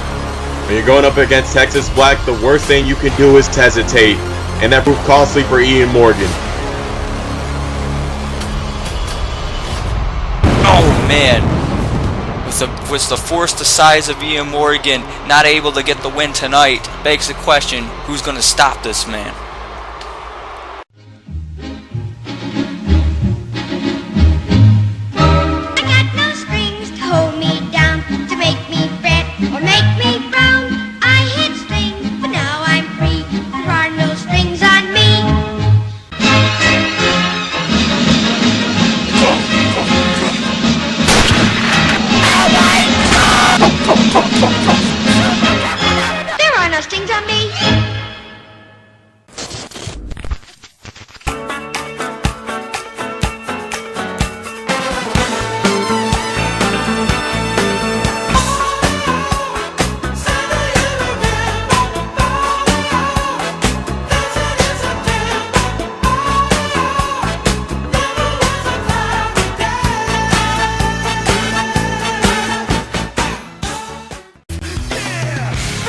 And ladies and gentlemen, coming up next, a career comes to an end, but will that career end with Mike Ryder laying on his back, or will it end with his arm raised? We're going to find out next as he faces off with Tattoo Taker. The lights go down, and now we await the arrival of Tattoo Taker, one of the all-time greats here in the AWF, former multi-time world champion. We've seen him beat many competitors here in AWF throughout his career, but the one that he has not been able to defeat is Mike Ryder. Tattoo Taker, one of the most physically imposing figures in AWF history, has a chance to play spoiler to Mike Ryder's retirement, and it's an opportunity that he does not take lightly. Absolutely not. Just like Tattoo Taker, in fact, more so, Mike Ryder has been in the AWF ever since its beginnings. He's been in here for a long time, and Mike Ryder has laid waste to every single person that has crossed his path. However, this year, Mike Ryder has declared that after Glory Days, that's it. This will be his last one to go out on his back. Tattoo Taker clearly does not want to be the man that lays on his back for Mike Ryder's leave. He wants to be the one to force him into retirement. Tattoo Taker trying to rid the one blemish on his career, being unable to defeat Mike Ryder here tonight, and this is his last chance to do it. If Mike Ryder wins tonight, Tattoo Taker does not have another shot at Mike Ryder. Absolutely. This is the chance to do it. We saw at Glory Days 3, though, in a triple threat match, Tattoo Taker, he had that chance when he faced off with Texas Black and Mike Ryder, and at a point, it was one-on-one between the two because Texas Black was pulled away midway through that match. And we saw how that ended. We saw Mike Ryder, he got the victory. And you gotta believe, ever since that night, that has haunted Tattoo Taker since that night, that he was not able to get the job done. Now Mike Ryder riding down to the ring. Mike Ryder of old here. We saw for the past couple years, Mike Ryder, due to some unfortunate accidents here from the expense of Texas Black, supported a mask, supported different look, but now for his last ride here, Mike Ryder seemingly looking like the Mike Ryder of old that we saw in the very early days of the AWF, wants to finish how we started. It's a throwback in his very final match against Tattoo Taker, and the question is, yeah, Tattoo Taker's coming with something to prove, but despite the fact that this is going to be Mike Ryder's last match, he wants to leave a lasting impression, leave a legacy against Tattoo Taker. Let's see what happens here. Here we go. Two icons staring each other down. They both know what this means for the both of them. And Mike Ryder going on offense early, backing Tattoo Taker into the corner. Now, big boot sending him down. Mike Ryder again with the punches, ever the striker. And now, as out goes Tattoo Taker. Oh, sent to the floor. What does he think? Oh no. Oh, we got a flying Ryder. Oh man, Mike Ryder putting all on the line there. Mike Ryder, for his age and size, still an agile individual in the AWF. Absolutely. That's the one thing that he brings to the table here that other men his size cannot. Mike Ryder has been able to fly around the ring. He's been able to sometimes look like a junior heavyweight at times. That just proved it. And when you're fighting up against heavyweights like Tattoo Taker, Danny Hardy, Texas Black, the list goes on and on, you need to bring something extra to the table. And Mike Ryder's agility is that. Oh, wait, he was thinking choke slam.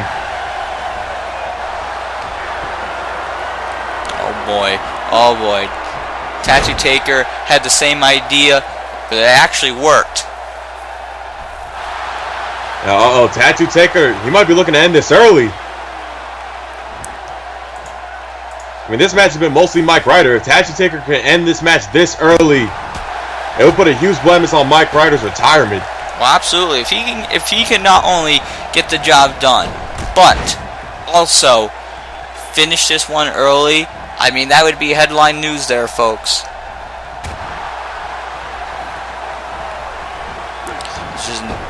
I wouldn't bet money on it though, but anything can happen here in the AWF.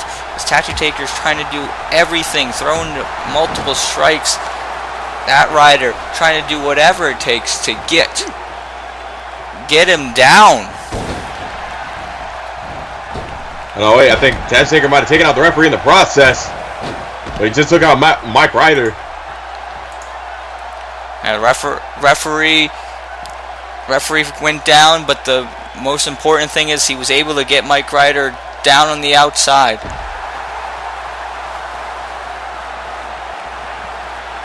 Mike Ryder bringing Tattoo Taker over to our area. Uh-oh. Off the announce table. Yeah, see, if this breaks, I'm moving the hell out the way. No, actually, no, I'm not even going to wait till it breaks. I'm just getting out the way. Yeah, I don't want to be in the way with these two if they're looking to break the table. Hey, I mean, if you get hurt, I can always finish the show myself. I can't allow that to happen. Why not? Oh, we want to stay on the air. What? Excuse you. I equal ratings. The Superstar Mayhem that is the most viewed video on the AWF channel. Guess who was on that? You know, the Dynasty has arrived. Yep, that was me. Ah, yes. Wow. Tattoo Taker's in a world of trouble here. And again, that agility from Mike Ryder may win him this match. And Tattoo Taker kicking out. Kicking out right in time there, but like you said, Mike Ryder with the agility there, flying off the top rope. And try it again. And again. This time not going for the pin attempt immediately. And oh, he's gonna go for the trifecta. I believe he would get it here. He crashed and burned though on that last one. It's just a case of him going to the well too many times. And Tattoo Taker's about to make him pay. He has him eye up. And down. Down he goes with that crucifix power bomb. Is this it? Is Mike Ryder going out on his back? No, he's not. Mark Ryder didn't even have the strength to kick his legs out. Got the shoulder up at the last possible second. I think that powerbomb for that high of an angle, that takes the wind out of you. Absolutely. Now, what is Tattoo Taker looking to do here? He's got Mike Ryder. He's got him positioned on that top rope. I think with Mike Ryder's age, injuries have been piling up, so each move impacts him slightly more than it would a normal competitor. Absolutely. Oh man, big superplex. Tattoo Taker targeting the back. Will it prove fruitful for his efforts? 2. No, not enough. Crucifix powerbomb, choke slam, superplex. That has to have Mike Ryder's back in excruciating pain. Absolutely. And now, look at his back. Threw him back first into the corner. You might be onto something there. It's got to be his target. It's got to be Tattoo Taker's target to go after the back of Mike Ryder.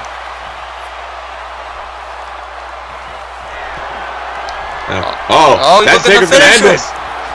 You got him with the tombstone. Going for the cover. Tattoo Taker might destroy the legacy of Mike Ryder. And no. From this angle, I didn't even see him kick out, but I think it was just the weakest feint movement that the referee saw from Mike Ryder. And Mike Ryder has not moved. He got dropped on his head. It was shocking. Oh, look at this. I don't know if that was playing some possum or something woke up inside of him. When you've been around as long as Mike Ryder, you learn a few things. Whoa. Oh, man. Springboard off the ropes. That big cross body. Mike Ryder almost caught Tattoo Taker by surprise there. Tattoo Taker thought that jumping pile driver ended the match. You have to think that hitting that tattoo spike and Mike Ryder kicking out, that has to destroy the confidence of Tattoo Taker just slightly. Oh, absolutely. You come in, you hit your best move, you bring your best to the table, and it's still not enough. There's only so many more of those tattoo spikes that Mike Ryder can take. As Mike Ryder sending Tattoo Taker clear over the rope. No, this doesn't look good. Mike Ryder gonna fly. Oh man, Mike Ryder sending himself over the ropes, taking down the Tattoo Taker. Jeez. Mike Ryder putting on a show in his final match. You gotta put it all on the line. There's no second chance. There's no other opportunity to do this. He's got to put it all out there right now. And Mike Ryder with these moves doesn't have to worry about prolonging his career, so he can go all out without repercussion. Just blows to the head. Now, what's Mike Ryder looking to do here? Targeting the knee, perhaps? Mike Ryder getting strategic. Oh, and now he's going back to what he does best. Is Mike Ryder going to fly it? Oh, missing again. Missing again. That's the thing with those high-risk maneuvers. You know, there's a lot of risk in them. Mike Ryder going with what he brought to the dance, but notice he's going for that diving splash 4 times in this match. You got to think Tattoo Taker has him figured out by this point. Oh, he just got sent to the outside, and not just that. I think when Mike Ryder got dropped with that snake eyes, I think he's busting himself open. I think, from what I can see, it looks like he's bleeding. When that blood's rushing down your face, it's going to be a little hard to fly, and uh-oh. Oh, well, I guess that's this time of the night. Yeah, it looks like the table's being exposed here, and it looks like Mike Ryder is in a little bit of a trouble. But you're not Philip Mexico. This isn't the Spanish announce table. Uh-oh, no. Oh, well, it's time to go. Oh, my. Jesus Christ. He just choke slammed him right through the table. Mike Ryder is laid out. He's not moving. Mike Ryder absolutely motionless. Tattoo Taker trying to expedite the process of ending this match by picking him up. What strength just to lift him. I think it was one-handed for that choke slam. Yeah, one-handed choke slam. And he's got him in the ring. This might be, if he can just pin him here, this might be it.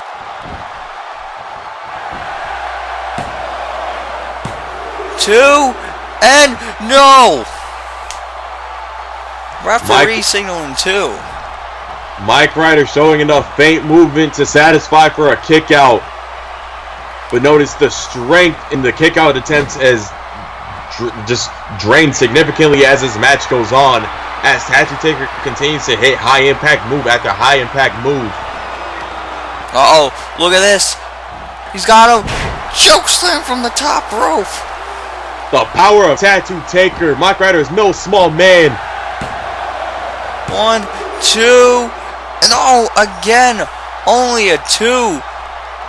Notice though, you made point of it earlier. Mike Ryder seems had the most of the match here, and sure, he's had a few moments here, but as the match has gone on, we see Tattoo Taker has got the advantage here, and we're seeing Mike Ryder is showing himself to be in a lot of pain. The more pain inflicted in this match, the harder it's going to be for Mike Ryder to fly. This is excellent strategy on the part of Tattoo Taker, but it might backfire as Mike Ryder just planted him with a choke slam. Big choke slam of his own. Oh, wait a minute. We might have spoke too soon. He just dropped him with the ride of your life.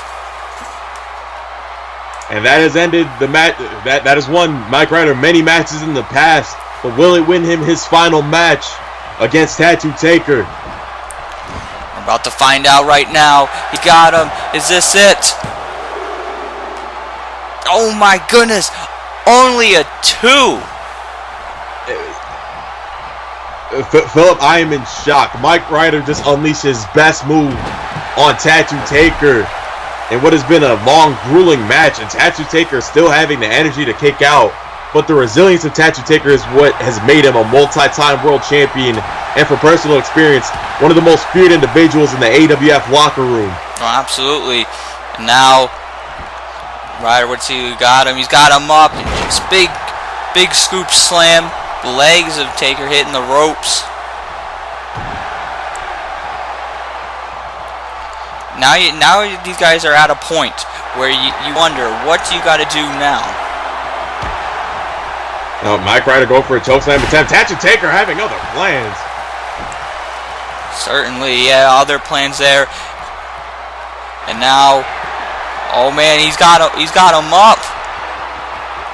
A tattoo spike. That's a second one, folks. That might be it for Mike Ryder. Just the velocity at which Tattoo Taker spikes Mike Ryder's head into the mat. He's got him. 2, and oh! And you can see Tattoo Taker is livid. I, for one, don't blame him. Well, he's going in for the cover again.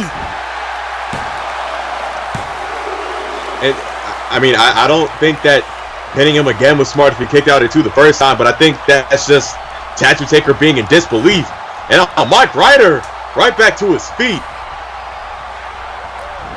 Back to his feet, he threw him in the corner.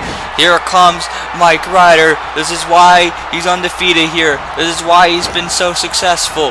Because of this resiliency. And notice how Tattoo Taker, oh wait a minute. Mike Ryder missed a leg drop, but Tattoo Taker noticed that moment of hesitation before Mike Ryder unleashes offensive flurry. That's just a pure state of shock. Off the ropes, oh man. Drop kick there from Tattoo Taker. Look, Tattoo Taker, a time or two over the years, people have kicked out of the tombstone. It's happened. But a second time, that's rare. Speaking of second, oh my goodness. Oh, he hit the ropes on that one. At least with the mat, you have a hard landing. With the ropes, that's just uncomfortable. And again, only a 2. Oh, look at this. Tattoo Taker was walking towards the referee there, just growing frustration. Oh, see, I've been known to break a rule or 2 in my day, but this I just find unnecessary. Look, you gotta do what you gotta do. I don't exactly agree with it. I think this might be too much, but I can kind of understand it. I didn't even know this match was no disqualification, but I know now. Anything's legal here.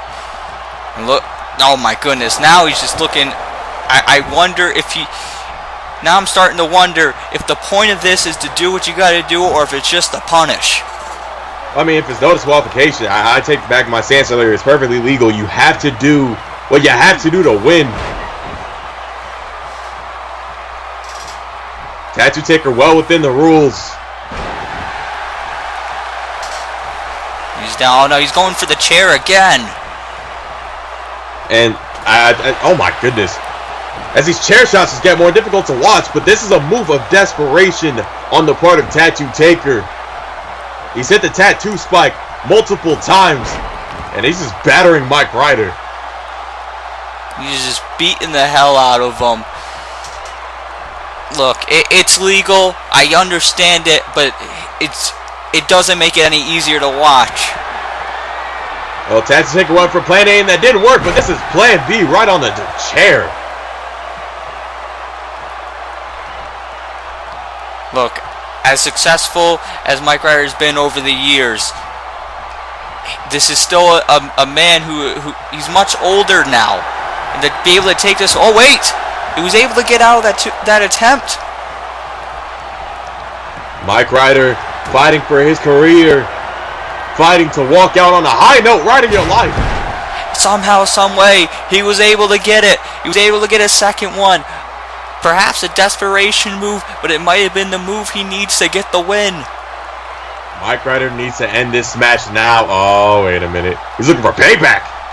Oh yeah, he could have gone for the cover there, but instead he's going to inflict some payback for what he suffered through all those chair shots. Oh man. And see, I for one don't think this is smart. Mike Ryder fueled by payback, but I say get the win your last match and get out of here. He's got to be careful here. This could be extremely beneficial, but this could be a detriment. This is fueled by emotion here, and emotion can cause a loss here. Mike Ryder is expending a lot of his energy on those chair shots. If Tattoo Taker can withstand them, then advantage goes to Tattoo Taker. Oh, look at this. He's heading up. Let's walk, and big man here on the ropes and comes down with old school. The fact that Mike Ryder can still execute that move at his age is quite amazing, honestly. Absolutely. Now, what's Mike Ryder looking to do? He's headed into the top rope. Ryder gonna fly one more time. There's a frog splash. Frog splash the Tattoo Taker. Maybe the very last time we see it. And it may get Mike Ryder the very last win of his career. He's got him. Legged hook. Is this it, Mike Ryder? He's going. No! Somehow, some way, Tattoo Taker able to kick out. Mike Ryder can't believe it. Mike Ryder in absolute disbelief, executing his biggest move after a series of chair shots. And look at this, he's going for it again. Mike Ryder at this point just trying to put together a series of moves that can finally get the job done against Tattoo Taker. And just stomping away here. And notice the pain on Tattoo Taker's face after those chair shots. He hasn't been the same man. Chair shot certainly made a difference. He's got him up. He's got him. Oh man, he just dropped him with the Ride of Your Life. Ride of Your Life number 3. And it will be a miracle Tattoo Taker kicks out at this point. He's down and out. He's not moving at all. Mike Ryder, though, he's not going for the cover. Again, Mike Ryder is a veteran, but I don't think this is smart by any means. Get the pin and win this match. And oh man, big corkscrew. He's got it. 1, 2, and 3. Mike Ryder walks out with his head held high on the last match of his career. Pulling out all the stops. He dropped him with the Ride of Your Life. He had a frog splash. Wasn't able to get the job done. Went to a classic there and was able to pull it out here at Glory Days 4. A move that has gotten the job for him way in the past. Got the win for him on his last ride here. The question is finally answered. Mike Ryder tonight is going out with his arm raised high. Mike Ryder definitely saved his best for last, as he's going to go take a victory lap on his motorcycle. Truly his last ride. Now Mike Ryder about to ride off out of the arena here for the very last time. Fans are on their feet.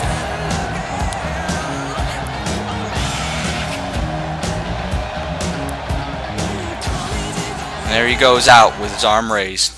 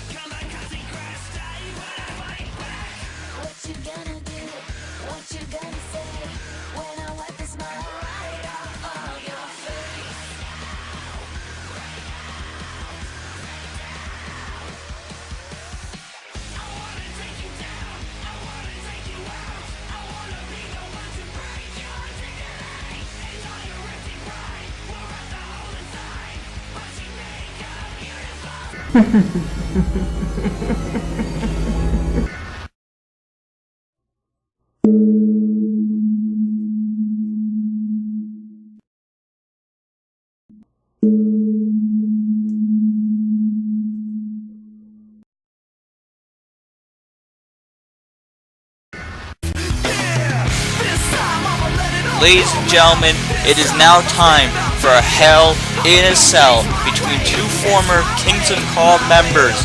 In some ways, a mentor and a protege. This has been going on for the course of the past few years, and it has led to this point, locked inside this satanic structure. Here we go. Well, here comes AJ Young's favorite wrestler. How dare you! Look, I'm not a fan of him either, so I guess there's one thing we can agree on. But JMI, certainly one of the more successful wrestlers here in the AWF, perhaps one of the fastest rising stars in AWF's history, has won so many championships in his young career. He's a former internet champion, tag team champion, US champion, at one time held the Money in the Bank. But one thing that has eluded him besides the World Championship is a victory over Danny Hardy. You see, you mentioned all the championship accolades, but out of curiosity, how many of those did actually? Well, that's I guess some of that could be for debate, but he regardless, he does have quite the resume. One thing he feels he needs to add to that resume, though, is this victory tonight. JMI, he came back at the Royal Rumble, shocked everyone when he seemingly was trying to align himself back with Danny Hardy, was looking to get the old Kings of Call back together, and then at Meltdown, when he was eliminated from the Elimination Chamber by Danny Hardy, he came back later on to cost Hardy the Chamber and the championship. JMI's claimed that the reason for all this was he tried to be a better man. He tried to make things right, but after he was eliminated, he realized that he needs to beat Danny Hardy because he feels inside that he can. Try to be a better man. JMI was born a snake, he is a snake, and he'll die a snake. Danny Hardy and the rest of the AWF fan base were fooled by JMI. JMI can bring up all these excuses all he wants. He knew exactly what he was doing from the beginning, and quite frankly, y'all are idiots for buying it, especially Danny Hardy. Danny Hardy, he at first was not sold, but then seemingly thought that perhaps there was some truth, and maybe there was this change, maybe it was an elaborate plan. We will never really know for sure that JMI, his true motives, because we don't know if he's telling the truth or not. But what we do know is since he turned his back on Danny Hardy has been looking for blood. He's been going after JMI ever since then. He has attacked him. He's even attacked his brother backstage because JMI ran off. Danny Hardy has done whatever he could to get his hands on JMI, but he doesn't have to wait anymore because they're locked inside Hell in a Cell. They're locked inside Hell in a Cell, and JMI has nowhere to run. And Danny Hardy going on the offense pretty early. This match is all about vengeance. JMI obsessed with beating Danny Hardy. Danny Hardy obsessed with punishing JMI and getting payback for being cost the AWF Championship. Hardy now whipped into the corner. The big clothesline. I know JMI says that he feels on the inside that he can beat Danny Hardy. It is a big difference between feeling and actually doing. I hope he knows what he got himself into. To be honest, I think JMI, as much as I hate him, he's fully aware of what he got himself into. Danny Hardy has been the one black mark on his career thus far, and he's been obsessed with beating Danny Hardy for a long time. It's the one thing that he feels he needs in order to move on with his career. He's gonna get that chance now, but so far not looking so good for JMI. So far it's looked like what we've seen ever since Meltdown, which is Danny Hardy just tearing apart JMI. Danny Hardy is not a man you want to be locked in a cell with, as he's just absolutely pummeling JMI. I gotta be honest, Philip, I'm loving every second of this, but I can't say it's not hard to watch. Danny Hardy just keeps throwing him head first into that Hell in a Cell. It's all legal, and Danny Hardy knows it. The only thing that would even prompt JMI to get into a cell with the likes of Danny Hardy is simply obsession.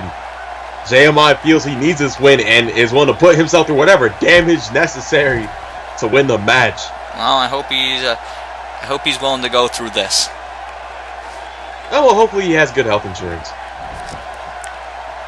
Oh, now elbow across the throat.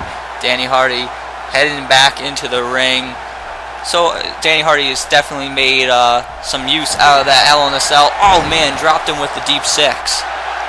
Look, he didn't even go for a cover. Danny Hardy just telling him to get up. Danny Hardy knows JMI is in a lot of pain. And Danny Hardy, I mean, we talk about JMI looking for a win. Danny Hardy this time last year lost in a Hell in a Cell match against Evan Rockville. You have to think that's weighing heavy on his mind as he's going up against JMI. Well, absolutely. This being Danny Hardy, he's familiar with the Hell Cell, but when he was here last time, he didn't walk out with the win. JMI, from my memory, not so familiar with. I mean, this match is tailor-made for a guy like Danny Hardy. As I think it's the first move of offense I've seen from JMI in this match. Yeah, this is the first time JMI has been able to hit any kind of offense here, and he's got to make the most of it. Both these men looking for their moment of glory. As JMI fighting back with just basic wrestling. Danny Hardy is out to pummel the man. What's this? What is Danny Hardy looking? Oh my God! Danny Hardy got turned inside out there. JMI's got hooked to cover, and only a 2 though. Danny Hardy has pummeled JMI and thrown him into the cell multiple times. JMI trying to make up for lost ground by dropping the man on his neck. Right now, JMI is playing a game of catch-up. See how much damage he can do to Danny Hardy. Trying to level the playing field. And certainly, JMI taunting there. He's certainly known for his arrogance, but he's got to be careful. This is way too early to get arrogant. He's got to be careful because he's in the ring with the proven veteran, and he's in the ring with the barbarian when it comes to matches like Hell in a Cell. Now Danny Hardy positioned up on that top rope. JMI, what's he looking to do here? He's got him maybe for superplex. Oh, he's not done. He's got him. Oh, into a Falcon Arrow. Is he going to get it here? Only a 2. This is exactly what JMI needs to do if he has any hopes of walking out with the win, getting that win that he so aspires to achieve. JMI ain't too bad in the ring, but Danny Hardy has been using his environment to punish JMI. JMI has yet to do the same to Danny Hardy. Although he was looking for a danger bomb, but JMI able to get out of that one.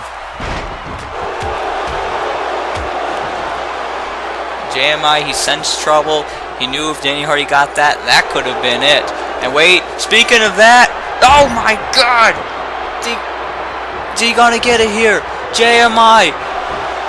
1, 2, only a 2! And Danny Hardy might have a concussion. You can tell he did not look like the same person kicking out of that move. Absolutely not. Now, but that's what JMI needed to do. It didn't get the win, but at the very least, it was enough to turn the tables here. Now Danny Hardy is down and hurting. Well, JMI's been turning the tables for a while. And look at JMI, slow and methodical in his approach. But now Danny Hardy turning the tables.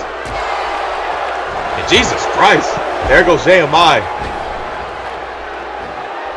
JMI, it looks like he walked into this match with a strategy.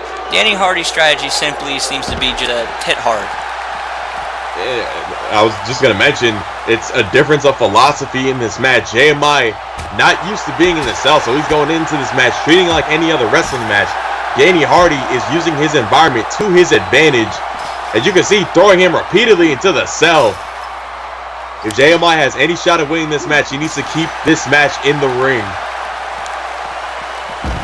You mentioned earlier Danny Hardy may have a concussion. I would argue perhaps JMI could after being thrown into the Hell in a Cell all those times. After what we've witnessed, JMI has more than a concussion. And now he's by the steel post and head first into the post. Danny Hardy, so much damage inflicted. You have to think that Danny Hardy's trying to force JMI into early retirement. And keep in mind, this isn't the first time we've seen Danny Hardy pummel JMI all over the arena. That is true. We've seen it before. Danny Hardy has certainly he's left JMI in a sad state before. The JMI motionless after that code blue. I mean, we've seen that nobody can take a beating quite like JMI, but even this might end up proving too much for him, as JMI has not fought back in a while. Now, what's Danny Hardy looking to here? Perhaps a superplex of his own. JMI though, JMI able to push Danny Hardy away. Oh, big leg drop.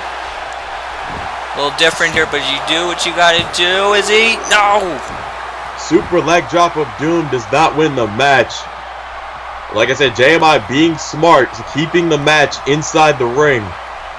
And not take away from Danny Hardy as far as, you know, in-ring ability, but JMI, once he leaves that ring, bad things happen. Oh, absolutely. Now, JMI is staggered. Oh, well. He's down and out. Now, bad things are happening in the ring.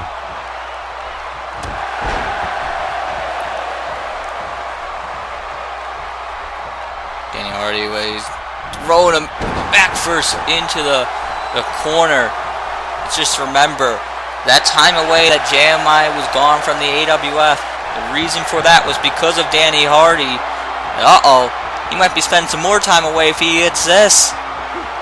Big danger bomb. Danger bomb to JMI. Will Danny Hardy win it? No. Only getting the 2 count. You see Danny Hardy for like the first time of this match showing the toll this match is taking on him. As much as I hate JMI, I do have to show some respect for him having the fortitude to kick out of that danger bomb. He could have taken it there. That was the first real honest time that Danny Hardy looked to end this match. Good God! Oh wait, look at JMI able to get out of there, which he's very fortunate to get out. Danny Hardy with uppercut after uppercut. Like I said, this is a battle of 2 different philosophies. Look at JMI. I mean, he's not necessarily going fast-paced. JMI is being slow and methodical with his approach. Danny Hardy is hitting fast and hitting hard.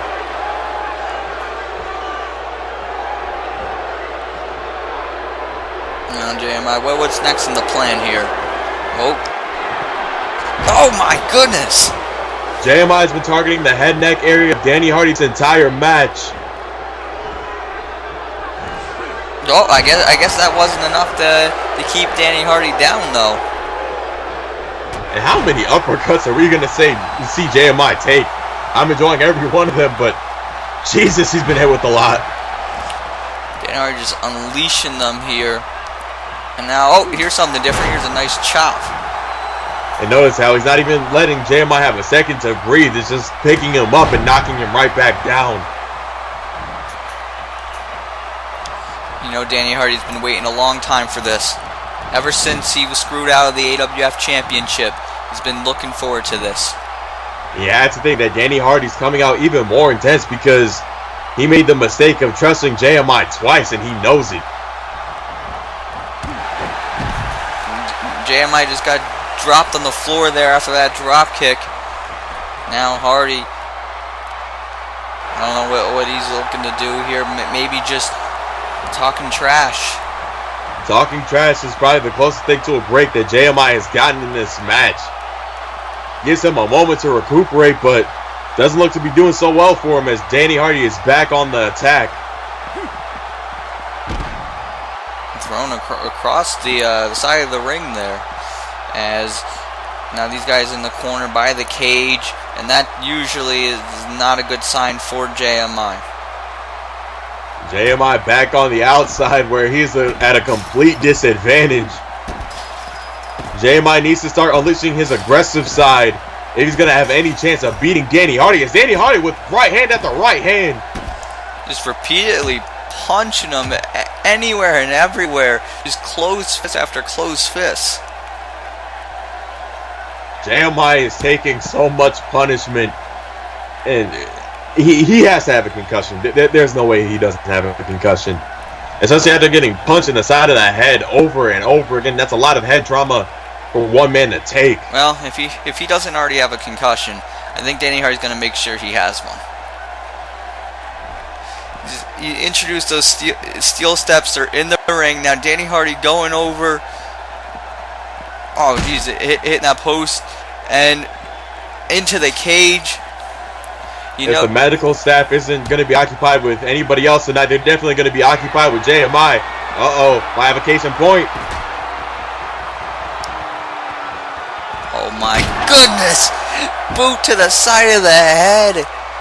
Danny Hardy could probably just roll JMI in the ring and pin him. That's not what Danny Hardy wants. Usually, Danny Hardy a smart wrestler, but he's blinded by revenge right now. He wants JMI to pay. Perhaps when he hit the danger bomb earlier, that was JMI's chance. It was a chance for an out, but JMI kicked out, and now he's paying for it. Danny Hardy not allowing JMI 1 second to breathe. And JMI clutching at his head. You have to believe he has a headache of a century right now. It's got to be the worst pain perhaps he's ever felt. But this is what JMI signed up for. He's that blinded by wanting to beat Danny Hardy that he's putting himself through all this punishment. Whether he's questioning whether or not it's worth it, that's a debate. Oh! Well, I know which way it's leaning now. Danny Hardy using everything that's not nailed to the ground to beat the holy hell out of JMI. Now look, he's going for the steps again. And I think Danny Hardy, I think he got what he was looking to accomplish there. JMI is busted open. And Danny Hardy has not let up whatsoever. This animalistic rage has not dissipated since the start of this match. This has been an incredibly one-sided affair for JMI. And JMI is caught between the sets in a hard place. And look, the referee, all he can do from here is just watch. He can't stop this. And look, I don't have much of any sympathy for JMI, but this could really change his career here. And I mean, what is the referee going to do? Get in Danny Hardy's way? Not the smartest thing of all time. I wouldn't, and I doubt the referee will. And look at this, off the top. Oh my God, a big superplex. Superplex right near the stairs, and I think JMI's arm caught it on the way down. Uh-oh. Yeah, well, Danny Hardy, he's going to go for it again. He's going to go for a second danger bomb. Good God. And this has got to do it. Danny Hardy with the... No! Huh? Only getting 2. I don't know if it's just stubbornness. I at this point do not know what's fueling JMI. I don't know if it's stubbornness. I don't know if it's instinct. I don't know if it's stupidity. Oh my goodness, now Danny Hardy with a steel chair. Danny Hardy just beating the absolute hell out of JMI. Hey, ladies and gentlemen, I think we might have to start putting up parental advisory warnings. Oh, thanks. Oh, never thought I would say that for JMI, but at least the punishment. Oh man, oh no. I stand corrected. Look, Danny Hardy introduced that into this match, but come on now. This could break the man's neck. Jesus, shot to the leg. Danny Hardy tried fighting out of it. JMI went right after the leg. And oh, wait a minute. Let's go for the headlock driver again. Spiking his head right into the mat yet again. Is JMI gonna get it here? JMI might have stayed the long haul. No! Only a 2. Danny Hardy still got life in here. JMI, he thought he had him there after the beating that he took. Now he's going back to that steel chair. JMI has to inflict a lot of damage on Danny Hardy. Like I said earlier, leveled the playing field. And that chair shot might just do it. It might be enough, and you can see because blood on the chair. Danny Hardy is bleeding. Oh no! He's going for this again. No! Dear God! My God, that chair was on his neck. Could have shattered his throat.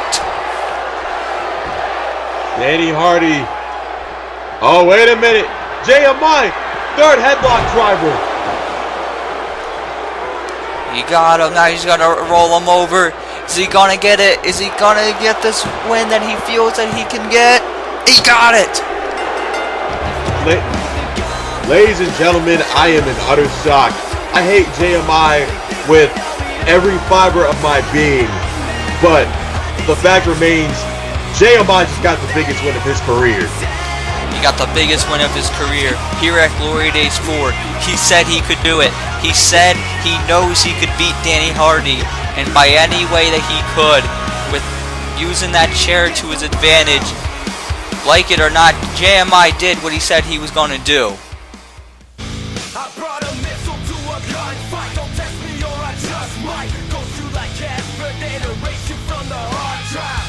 Feel free to speak your mind. Turn back the hands of time. Write your ad-libs, complain and leave the truth behind. I got this reputation, built it up the hard way. No apologies, despite the things that some would say. We won't always agree, yeah, that I'm used to. And when it comes to talking shit, I'm fucking bulletproof. I'll never bleed 1 second for the money. And this has never been about the fame. I never thought for 1 minute that this would be the life I live. Never take for granted where I am.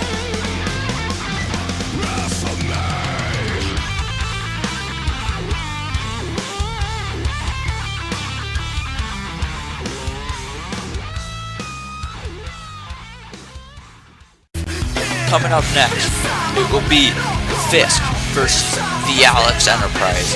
It is a student versus teacher matchup that has a lot of history. Folks, we're going to look back in the history between these two, where it all began and how it got this far.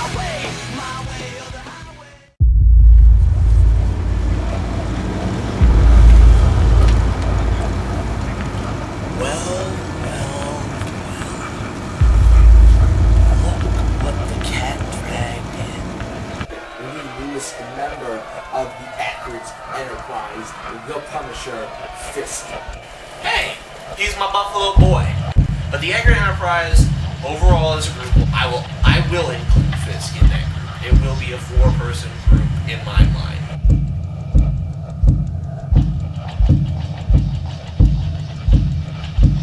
Long time no see, Fisk.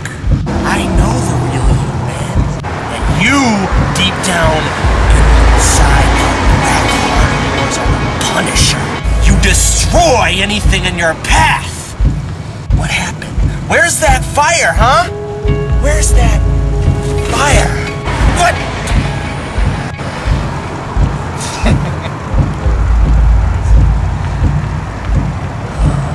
That's the Fisk I wanted to see. You don't have to do anything to me. We're friends here, buddy. You don't have a thing to worry about. But this is... Come on, you guys are assaulting Fisk. Wait. It's the Alex Enterprise. He's on the side of Fisk here. These guys are taking it to the disciples. Look at this. Oh my God. Fisk and the Alex Enterprise just took down the disciples. New World Tag Team Champions in Fisk and the Alex Enterprise. We're gonna make a great team here in Aiden.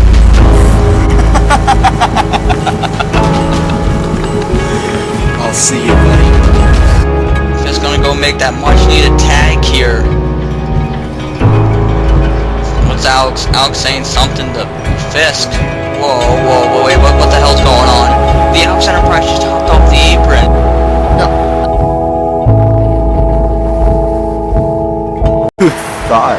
that this was real. See, you were my greatest failure. And that's something you don't even realize. And you were special. Were being the key word.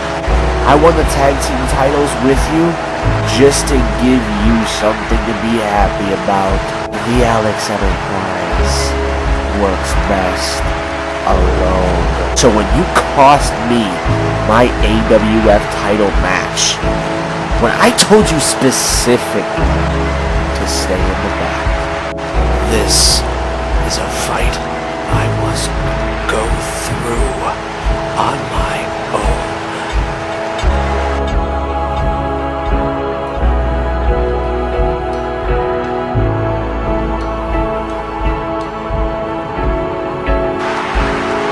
Fucking idiot.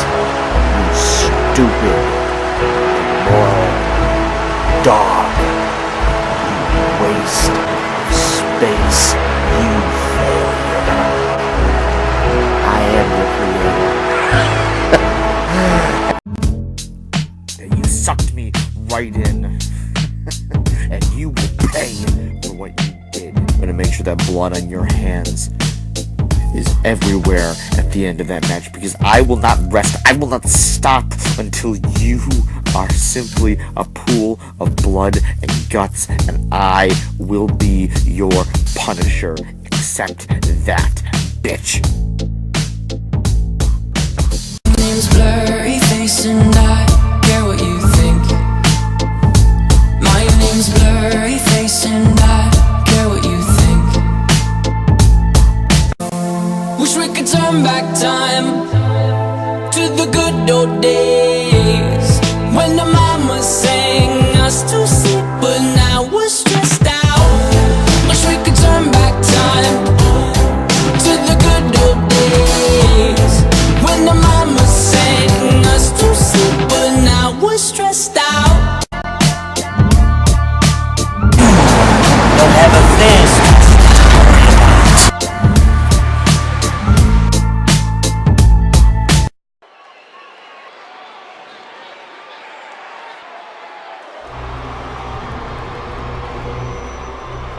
Few seconds, this place was Armageddon. There was a firefight!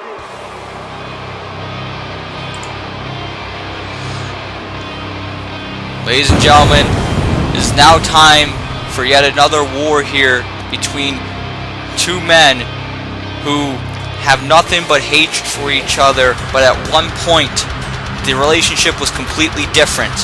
At one point, it was the teacher and the student. It was mentor and protege. Two members of the Accurate Enterprise a long time ago. Two men who were recently World Tag Team Champions. But we now know that was just a ploy on the part of the Alex Enterprise. A ploy that he used this man here, the Punisher, Fisk. You know, a lot of matches that we've seen tonight have been fueled by hatred, but I don't think it's any more true than with Alex Enterprise and Fisk. These two men have been up and down the road together, and now they stand on opposite sides. Fisk looking to make a point against car wrestling royalty, basically, and Alex Enterprise looking to destroy Fisk's hopes and dreams once and for all. That Fisk was the Alex Enterprise's choice to invest in, and he looks now at Fisk as a failure, and he thinks tonight he's gonna kill his creation.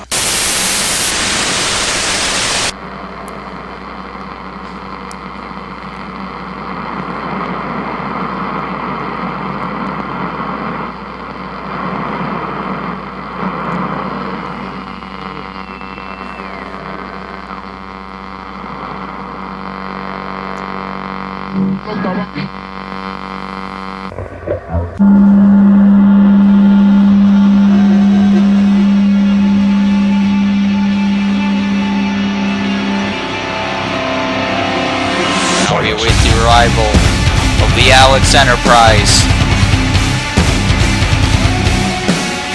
make his way out here to face off with the Punisher. Alex Enterprise's accomplishments are well noted. Wait a minute. When it comes to the Alex Enterprise, you know the spectacle that he brings. A little throwback to the past here. Alex Enterprise has far and away the record for the longest intro in Call Wrestling history, but the anticipation of his entrance is second to none.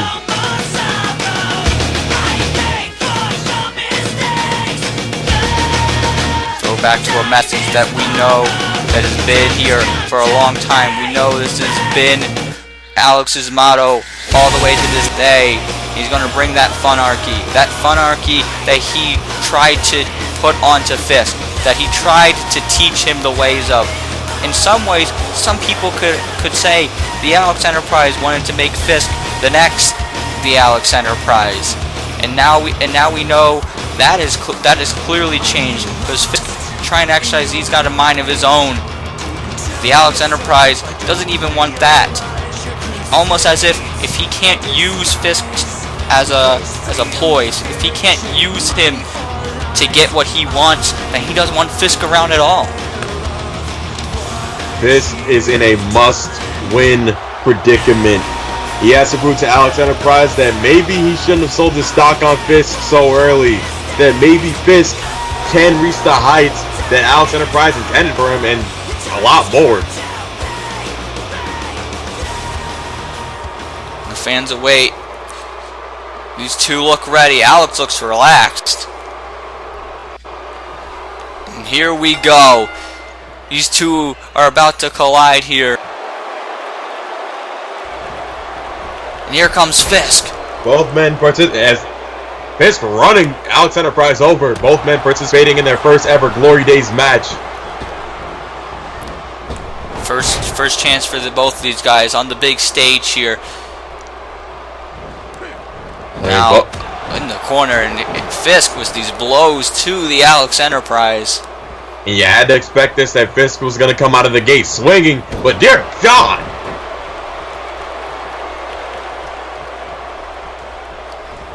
And Fisk clearing the ring of Alex Enterprise, and he is not done. Let's also note here, this match is no holds barred, because if it wasn't, these two were going to use these weapons anyway. I mean, both men. I mean, one of these men, a former AWF Extreme champion, in Fisk. Alex Enterprise. Many consider him to be the greatest performer in Call of Honor history.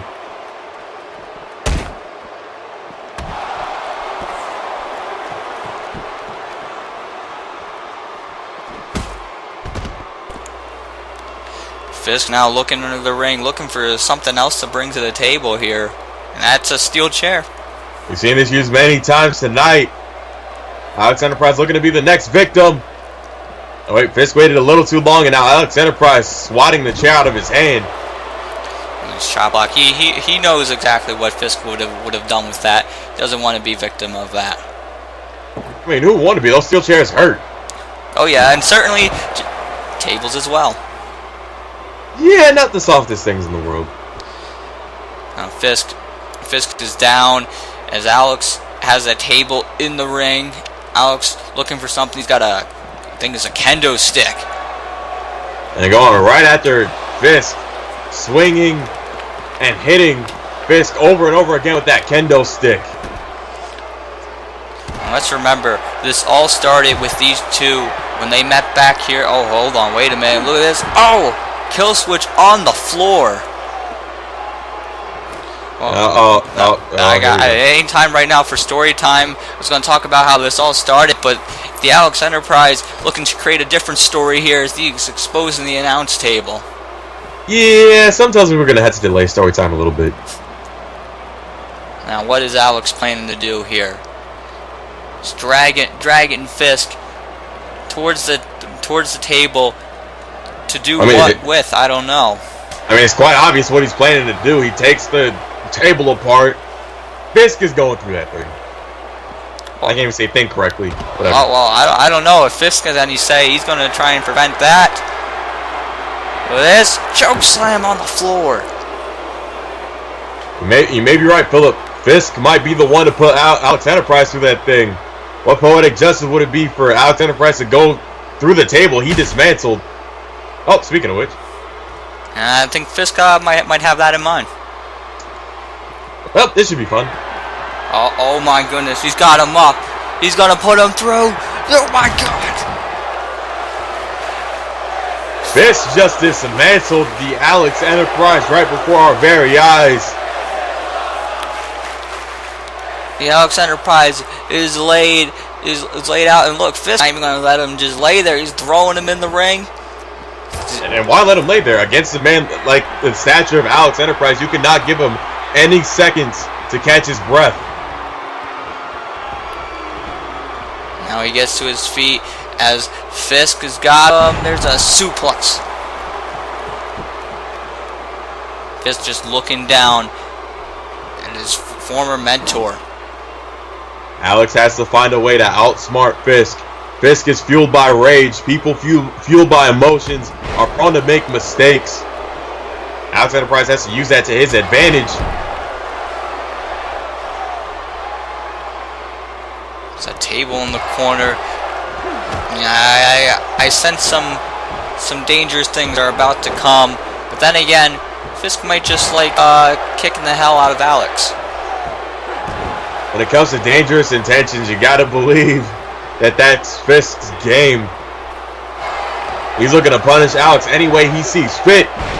Oh, Alex got out of that choke slam though. That's the ring smarts of the Alex Enterprise. Again, widely considered one of the greatest stars in call wrestling history. And there's reason for that. There's a reason why he's considered just that. He's been in equations where he's fought men bigger than him. And he's gotten out of it on the win end. Look at this! Alex now. He's going for it. Is that burning him as a cover? Has he got him? 1, 2, and Fisk kicking out before the count of 3. Taken out. And Alex now waiting for Fisk to get up. Oh, Fisk not wasting any time to get up. Fisk came out like a raging bull. And now Alex Enterprise might be in trouble. Went back first into that table. Alex definitely in a lot of trouble here. Fisk back up, standing on his feet. You gotta wonder what's next. What is he gonna plan? Oh well, and there's the answer here. Here it comes. There's a choke slam. Alex Enterprise, look at the pain from the choke slam. And Fisk, again, not smart on the part of Fisk. He needs to just put this match away. Stop pandering to the crowd. You're going up against what some consider to be the GOAT. There's no... Oh! Ouch. The Alex Enterprise is a mastermind. He's a master manipulator at that as well. Shots like that is why NFL has a safety protocol now. Well, Fisk, I don't think he's gonna be enacting that protocol. Yeah, something tells me he's not really much of advocate for safety. No. Especially after all that these two have been through. Certainly, people know their history dating back to when they were once aligned. They met again here in the AWF.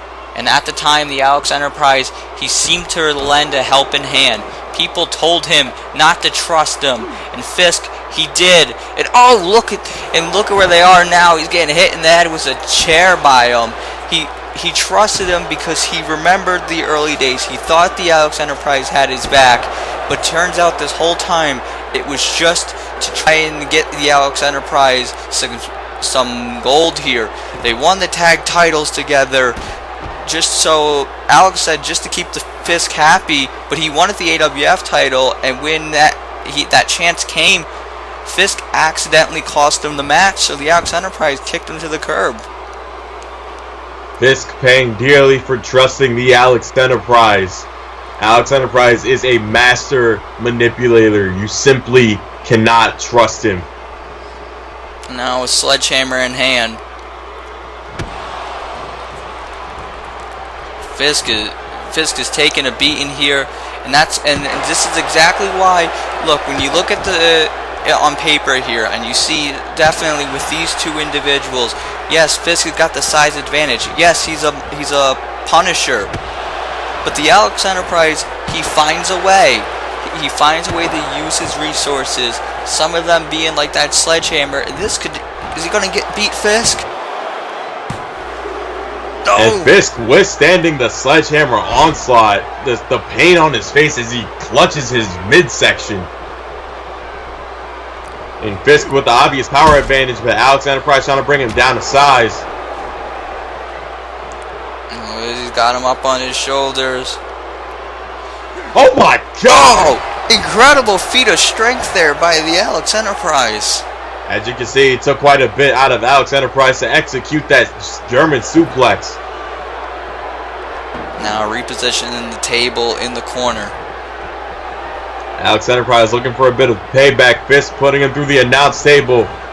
Alex Enterprise trying to return the favor. Uh-oh, wait, the counter. Fisk counter the powerbomb. Oh, Alex went face first at the table there. Definitely not what Alex had in mind.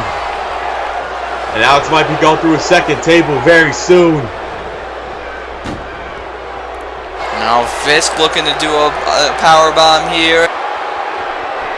Oh, Alex goes crashing through a table. Tables have not been Alex Enterprise's friend tonight. Absolutely not. Went crashing through that table, and now Alex is down. Fisk looking down. Fisk is leaving the ring though. Going through one table hurts enough. Going through two, that pain is excruciating. Well, and well, I guess 2 ain't enough.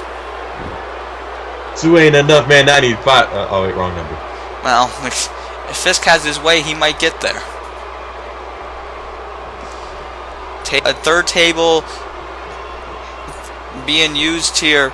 Second of those wooden tables, but Alex! Oh, again! This time, Fisk's neck caught the rope. And oh, look at this, he's got him up. He's got him up again. Oh, second time. This might have Fisk going for that table. That might be a mistake because that allowed Alex to get back to his feet. Wait. Oh, it might just be a mistake because now Alex wants to use that table. Oh, and he can go through a third table. Look, it hasn't worked for him beforehand. He went through the announce table. He went through the table that was positioned in the corner. Alex wants to make third time the charm here. I mean, knocking down the table in the process, but Alex Enterprise is on a roll. Good God. Super kick, putting the Punisher down. Now, Alex Enterprise, again, focusing on that table. Setting the table back up as Fisk is down. Perhaps this is what he needs to keep the Punisher down. Oh, man. Fisk is down. What's Alex looking to do here? Definitely got dastardly intentions in mind. And notice he is waiting for Fisk to his feet. And uh-oh. Oh my God. Exactly what he's waiting to do there. The Alex Enterprise had a match in his booth there, and he just lit that table on fire. No, it wasn't a match. It was clearly 21 Savage's album. Ah, yes. Now, wait a minute. Alex Enterprise.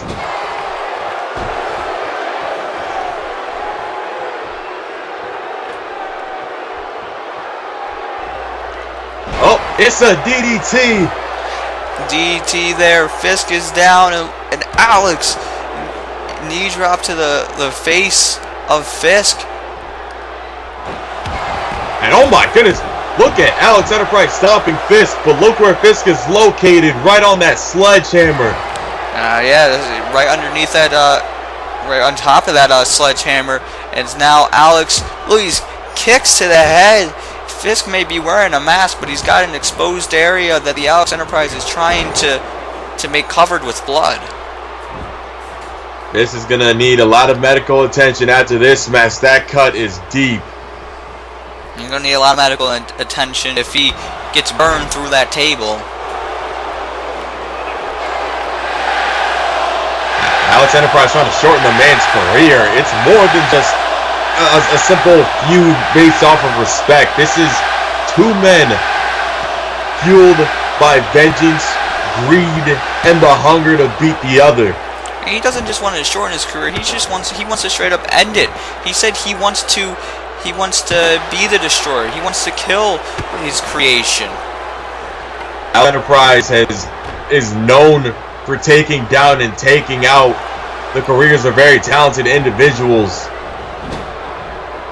by any means necessary, and even means that are unnecessary, even by my standard. That's a pretty high standard as well. And, yeah, well, you gotta, Jesus. I was gonna say you gotta do what you gotta do, but Alex Enterprise using that model right here. He's going for the cover, the Fisk kicking out. And that speaks to Fisk's resilience. Men are more resilient than the Punisher. Common criticism about Fisk is that he just isn't a main eventer.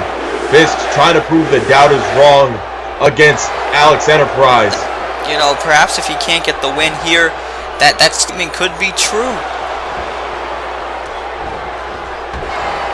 And now Fisk, oh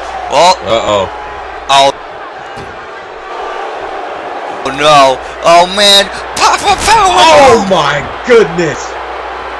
Hey, Alex introduced that fire, and he got put through it. No need to call the fire department. Fisk just extinguished Alex Enterprise. And Alex is just laying there, out, and Fisk could end this right here. Well, he's not choosing to. Perhaps anger taking over him, and here comes another one of those sentons. And you have to think every impact Alex Enterprise takes is only more painful to his back. And his back going through that flaming table. Alex with a blow to the face. And he's somehow still fighting. Vicious headbutt. Alex Enterprise is down, and Fisk looking for a Superman punch. Flying Fisk, dear God! Big Superman punch, and Alex is bleeding. With a man's velocity, you will not go unscathed. And now Fisk waiting for Alex to get up. He's got him up on his shoulders. And that's got to do it. Dark void to Alex Enterprise. Fisk might just pick up the biggest win of his career. He's got to have it here. 1, 2, 3. Fisk does it. Fisk with the biggest win of this man's career, proving all the doubters wrong. Those who say that he can't be there, those who say he can't be a main eventer. Not only did he prove them wrong, but he proved the Alex Enterprise wrong, who said he was a failure. He don't look like much of a failure tonight. Alex Enterprise's master plan backfired, blew up right in his face. His plan actually went up in smoke, no pun intended. Fisk walking out here tonight with the victory.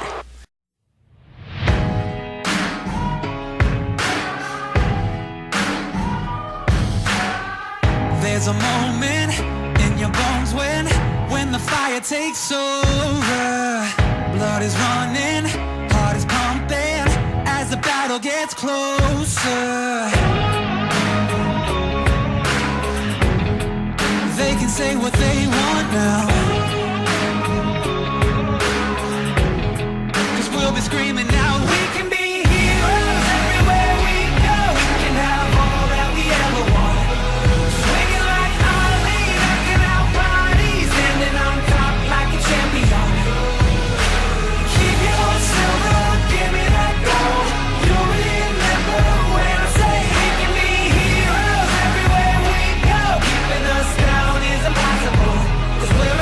unstoppable. We're unstoppable. We're unstoppable. Every spotlight, every soundbite. And now it is time for our main event of day one.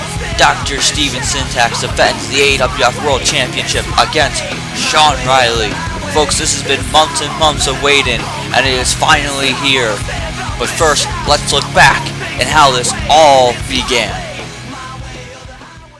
You see, Reverend Joseph and I, the disciples, we seek power. We seek the very soul of AWF in order to claim the soul of the AWF, in order to spread pain and destruction and the agony that you all so desperately need. We need the crowning jewel, it's the AWF Championship. If you're going to take this from me, you're going to have to destroy me.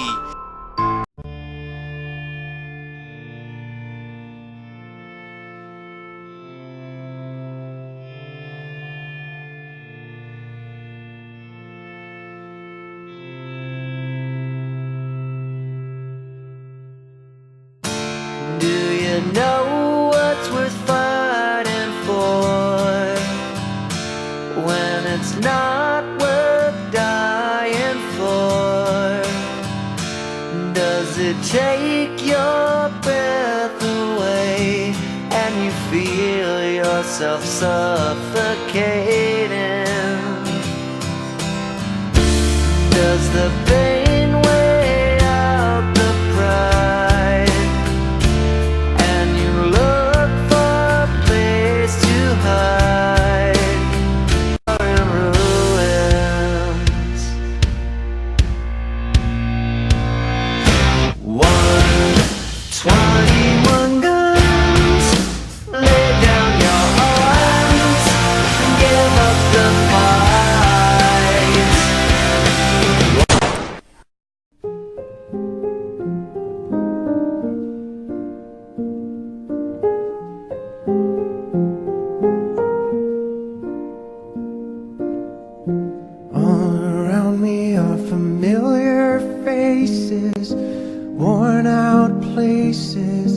Worn out faces, bright and early for their daily races, going nowhere, going nowhere. Their tears are filling up their glasses, no expression, no expression. Hide my head, I wanna drown my sorrow. No tomorrow, no tomorrow. And I find it kinda funny, I find it kinda sad. The dreams in which I'm dying are the best I've ever had. I find it hard to tell you, I find it hard to take. When people run in circles, it's a very, very mad world. Mad world. Syntax now in the ring. Wait a minute. Oh my god. That's the former AWF World Champion. That's Shawn Riley. This is our show, and it is time we take it back. Listen up, there's not a moment to spare. It's quite a drop from the top, so how you feeling down there? It's a cold, cruel, harsh reality. Caught, stuck here with your enemies. Who do you think you are? Tearing us all apart. Where did you think you could go? 'Cause everyone already knows it's 20 to 1. Yeah, so you better run. You got the world on its knees. You're taking all that you please. You want more, but you get nothing from me. You're like the burden we bear.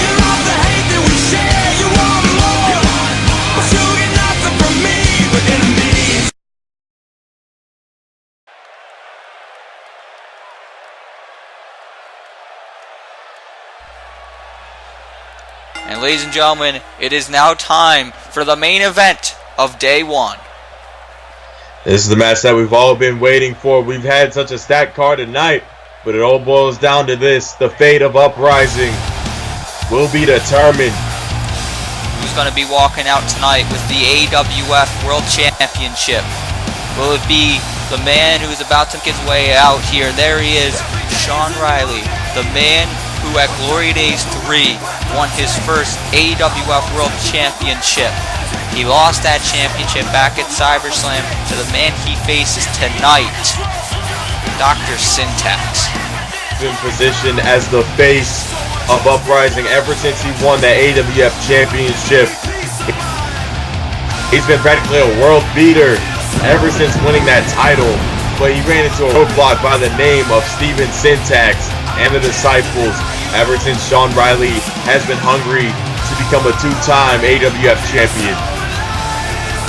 He's been out to achieve defeat, but it has not been easy. Riley, who suffered an incredible defeat back at CyberSlam when he lost to Syntax, so incredible that he took time off. He took time away from the AWF to mentally and physically prepare for this, and now he's back for his rematch. Will he be able to do it tonight? Does he have it in him to win back the title?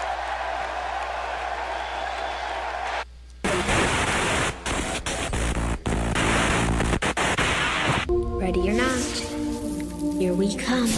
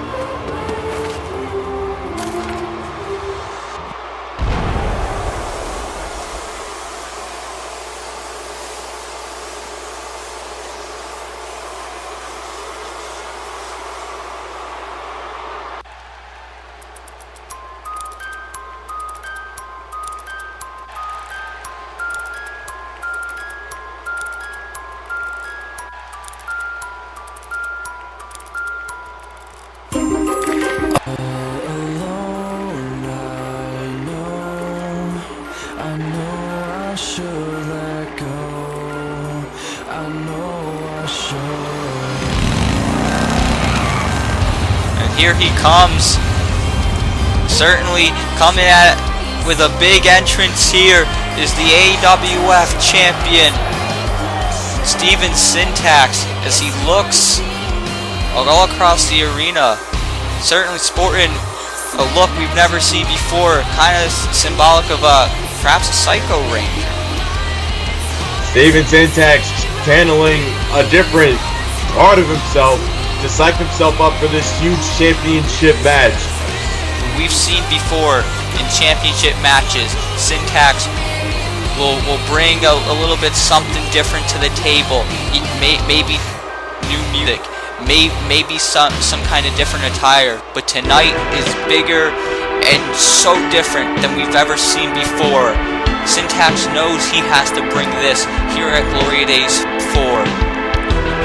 Syntax has to be, without a doubt, just the fastest rising star here in the AWF.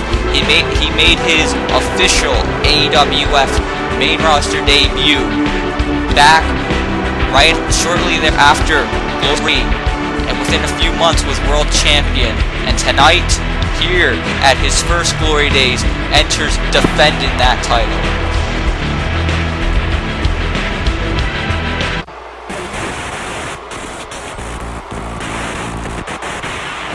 Now we wait as the lights are out here.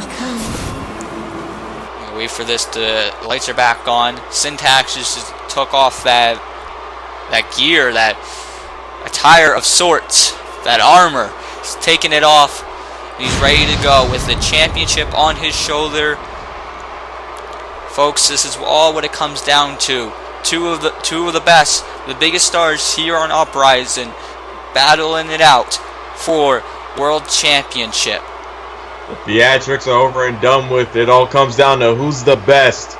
on Uprising.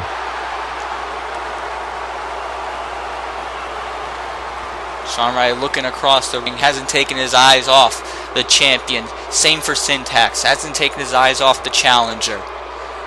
There is so much more about this match than that title that Syntax holds. That title to the both of them represents something more. For Syntax, it represents that absolute power. For Riley, that championship represents taking that power away from Syntax. Riley wants to put that power bull. He considers himself a people's champion. Syntax, a champion of the disciples.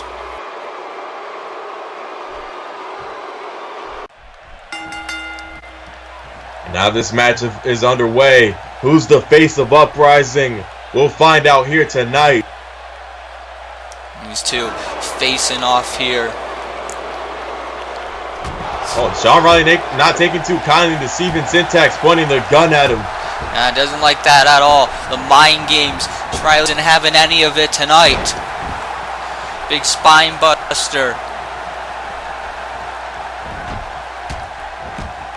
Are you throwing these huge blows? Big clothesline. Syntax is down. And think about it. Shawn Walsh has had time away to refocus, re-strategize, evaluate what went wrong, and he's coming back harder against Steven Syntax. Well, absolutely, and it makes you wonder: is that going to give him the advantage? The fact that he is taking the time away and focused for this specific match. He's prepared for this match, and he came back knowing he was ready to go. Or could it be a detriment to him that he had to take that time away? No one really understands where Riley's mind is at. We know where Syntax's is.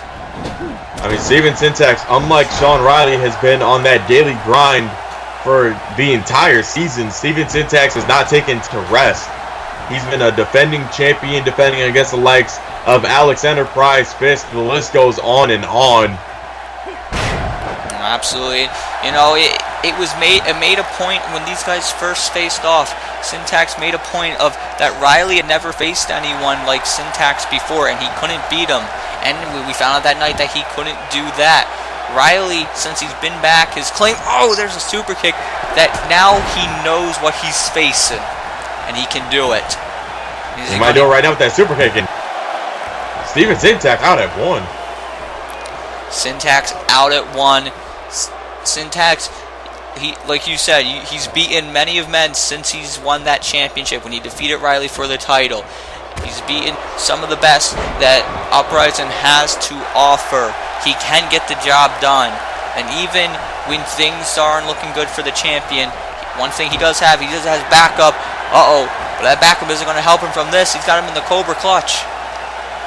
Steven Syntax managing to fight his way out of the Cobra Clutch.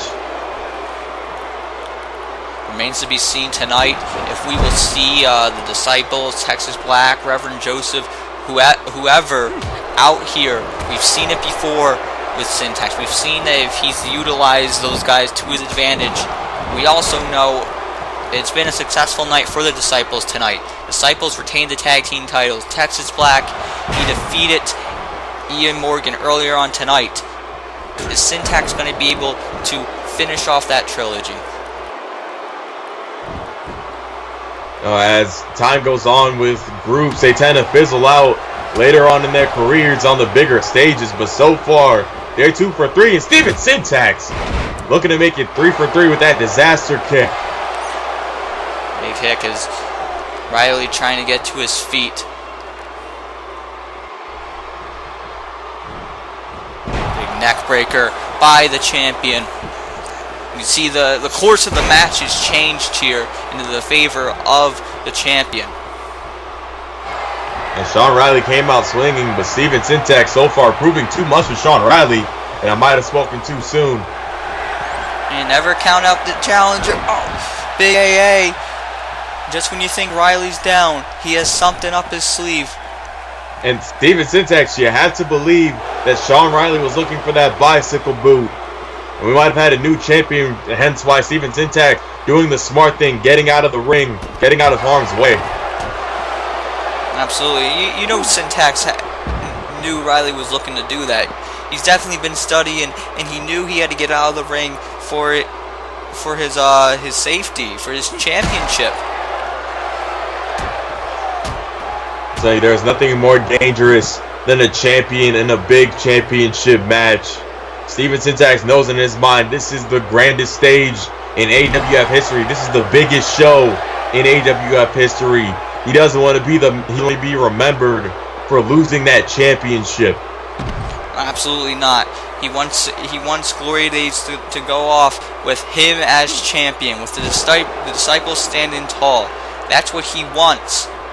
We'll see tonight. We'll find out. Perhaps in a few. Perhaps in a long time. It depends how long this goes. We'll find out if that will come to now. Steel chair that again he is able to use. This match was made a no disqualification match back on Uprising when Shawn Walsh made it no DQ, and Syntax he was assuming that Walsh had the intention to stack the odds against Syntax, but he made it clear that if anything, that's going to help him. I mean, no man has to worry about the night ending on a DQ or a count out. No excuses. It's all about finding out who is the best in the AWF. We're gonna find that out now as Syntax waiting for Riley to get to his feet. Wonder, well, what is he gonna pull off here? What's he looking to do?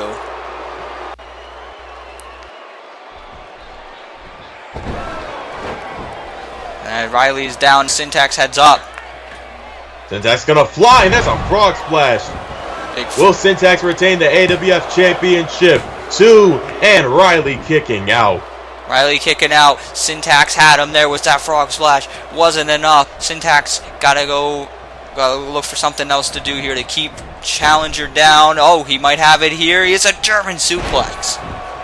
And we talk about how much Steven Syntax has elevated his game and how much winning tonight would mean to Steven Syntax. Think about Shawn Riley. Shawn Riley has been on the road to redemption ever since SummerSlam. Well, that road to redemption might be over. Oh, this 1, 2, and only 2. Shawn Riley has been on the road to redemption ever since SummerSlam. Winning on the big stage would cap off his redemption story. The Steven Syntax has the opportunity to play spoiler as he taunting. Doesn't realize what behind him. He didn't realize Ryder was behind him, and here he comes. The People's Champion laying him down. Riley's got him. Hey. Attitude adjustment to Steven Syntax. Do we have a new champion? And no, we don't. Syntax able to get the shoulder up as now Riley, I think we know what he's looking to do here. If Syntax gets up, he's got him up. Steven can... Oh, wait a minute. Uh-oh. I thought he was going to go for a bicycle boot, but instead I think he might have some other things in mind. Shawn Riley looking to fly. My goodness, Riley putting it all on the line there as he dives, throws himself over those ropes onto Syntax. Shawn Riley, while I disagree with the very high stock that people in AWF have put in him, saying that he's going to be the next face of the AWF, I have to admit that was quite impressive. That's very impressive. We know Riley's going to pull off all the stops if he can. He's going to try and bring everything to the table. I mean, you know that firsthand. 1, 2, and only a 2. Yeah, I do not know that firsthand. He gave me a neck breaker off of a ladder. Hey, he did what he had to do. He did what he had to do. Well, now look at this. Now he's just kicking away at Syntax. You know this has been burning in him for months and months, waiting to just to get back at Syntax, who's just taunted him since he's been gone. Yeah, but that time that Shawn Riley has spent away, he's definitely not only just studying Steven Syntax, he's been training too. You can tell that he's just hitting a little harder Every strike, he's added a little more power and impact to it, and that might make the difference. Oh, a springboard moonsault, is that going to be enough? No. Not for Steven Syntax. Man, not enough. Syntax still in this. It was a great move there, though, by Riley. Shawn Riley using his athleticism, thinking super kick. Oh, is Syntax gonna? Oh my goodness, he's dropped him there. Is he gonna get him?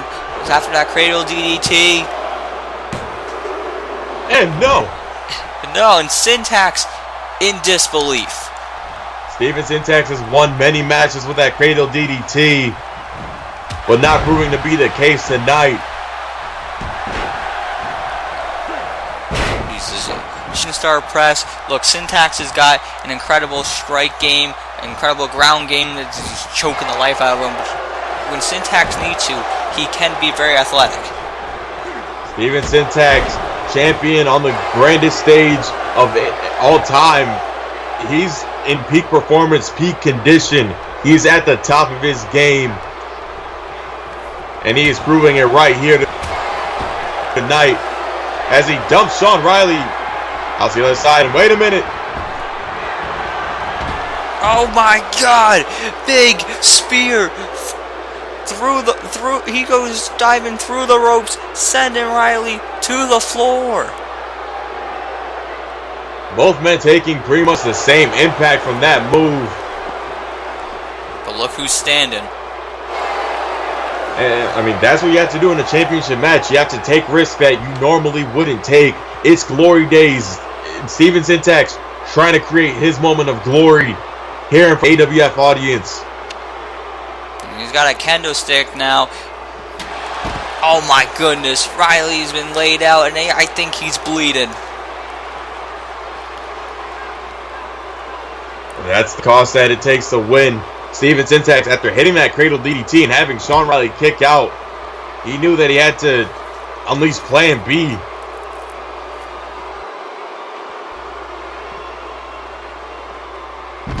Oh my God, on the floor. Absolutely devastating. Now what's Syntax looking to do here? All the referee can do is watch. Oh, wait a minute. This doesn't look good. Oh my God, one boot sending Riley's face right into the steel post. Shawn Riley might not even remember Glory Days for tomorrow. After that, he may not. Syntax, he may just have to roll Riley in the ring, and this will be it. See, that's the thing about this being no DQ. Despite it being no DQ, it is not a false count anywhere match.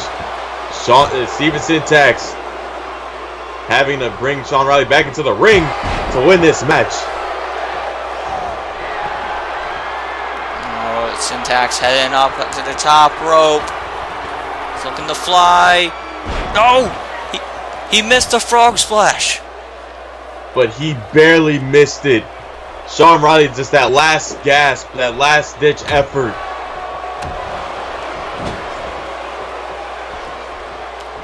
Oh, look at this. Riley, though, springboard off the ropes with that crossbody.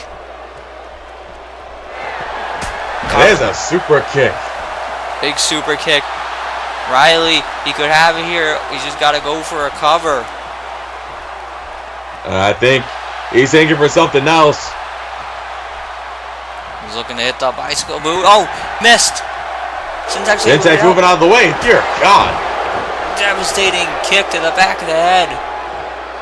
Like I said, it'll be a wonder if Shawn Riley even remembers Glory Days tomorrow morning.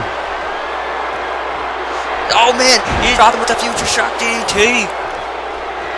Future Shock to Shawn Riley.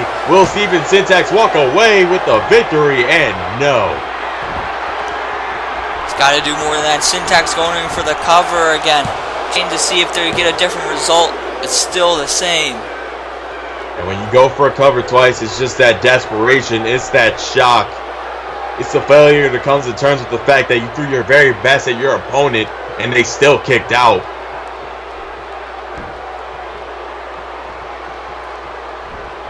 Oh man, Riley with the counter though. There's a drop kick. Shawn Riley has had his supporters and his doubters over the span of his AWF career, specifically. Oh my goodness. Big DDT. And looking from the signs there, looks like he caught Syntax, and yeah, he's got him busted open. We got some blood here, but as I was saying, Shawn Riley has had his share of doubters, critics, and supporters over the last few years, especially this last season. He might prove them all wrong here tonight. Tonight's the night to do it. Biggest stage with the biggest title, and oh my goodness, nice springboard moonsault. Riley doesn't go for a cover though. I'm assuming you mean biggest title on Uprising. You know, Superstar Mayhem does matter. We'll prove that tomorrow, but you know. We'll see tomorrow when Ben Hitman defends against Evan Rockville. For right now, though, we got Syntax and Riley going at it here for the AWF Championship. Syntax missing that engine gear. You had to think it would be lights out for Shawn Riley otherwise. Oh, he was able to get out of it there, and now look at this. There's the attitude adjustment. The trifecta. And now he's looking to get that move that he tried to get earlier. If he hits a bicycle boot, it'll be it. Got him. That move has produced broken jaws and broken dreams. Will that be the case for Steven Syntax? Syntax is down. And wait, hold on. That's Reverend Joseph. Reverend Joseph, the X Factor of the Disciples. Uh-oh. Oh, come on. This isn't necessary. Well, he decided to get his nose in this business, and he got laid out for it. Congratulations. That's a man of God you just attacked. Reverend Joseph is down, and Syntax is back up. Well, we all know where Shawn Riley's going. Well, right now, he's going down. Syntax might be able, if he can capitalize here off the distraction, might be able to retain the title. I don't think Shawn Riley's going to be invited to Bible study anytime soon because he just laid the Reverend out. But Steven Syntax making a pay, dear God. Kick to the head. Riley is down. And now Syntax may just be a super away from finishing this one. The increasing strikes to the head. The blood pouring down the face of Shawn Riley. This is not a match for the faint of heart, ladies and gentlemen. Syntax. He's got Riley. He has him in the corner. The hell is he looking to do? Oh, slapping him in the face. Syntax not a fan of showing much respect. I've always wanted to slap Shawn Riley in the face, but oh my goodness! Drop the knees right in the midsection there, coming off the top. Jeez, that was a big fall there for Riley. I've never seen Syntax do that before. Is this gonna do it? Like I say, big stages make a lot of men do a lot of desperate things. Moves that they normally wouldn't unleash through the entire duration of an AWF season. They save it for Glory Days, the pinnacle of Kong wrestling. And you gotta believe Syntax likes this right now. As Riley's struggling to get to his feet, he looks down on him. DDT. Syntax not even waiting for Shawn Riley to make it all the way to his feet. Just kicking him while he's down. That's what you had to do with the man as resilient as Shawn Riley. If Steven Syntax is going to win this match, he has to break Shawn Riley's spirit. This Riley, big shot to the jaw. He's trying to fight back here. Syntax took too much time just taunting him. Well, out goes Syntax. Oh, look at this. Riley now over the ropes and crashing down right onto Steven Syntax. So Riley taking big risk in the name of becoming the AWF champion for the second time. Wait a minute. Oh, wait a minute. Oh, no. Lights are out. Ready or not. Oh, no. Come on. Is this more games here? Right, look, oh, look in the ring. Look in the ring. That's Texas Black. Oh, no, here comes trouble. And look at this. Riley just got choke slammed. Come on now. This isn't right. All fair in a no disqualification match. Shawn Riley's learning that the hard way. Riley just barely moving here, trying to get to his feet.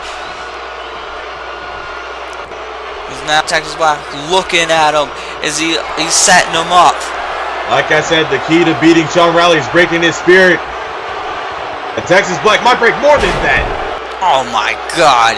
Just laid him out there with the last ride. And now Texas Black trying to put him in position. Shawn Riley doesn't even look like he knows what hit him. Texas Black walking out of here. Did the damage. And he's walking out. Now just Syntax is back up. That bought Steven Syntax some valuable recuperate time. Oh my goodness. He caught him with that Shining Wizard. Is he gonna get it here? Syntax gonna retain the title? No. Enough. Somehow, someway, Riley is still in this, despite the fact of the distraction provided from Reverend Joseph, despite Texas Black getting in here and delivering a chokeslam and a last ride. Syntax makes the kick though. Shawn Riley realizes he has to kick it into high gear with that Cobra clutch. Oh wait, Syntax is able to get out of it there. Riley didn't have it completely locked in, so Syntax was able to get out.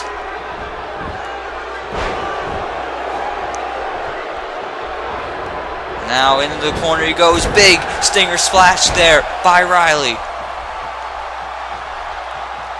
Shawn Riley throwing whatever he can at Steven Syntax. He's taking a lot of damage from Texas Black. Shawn Riley is fighting on pure will alone.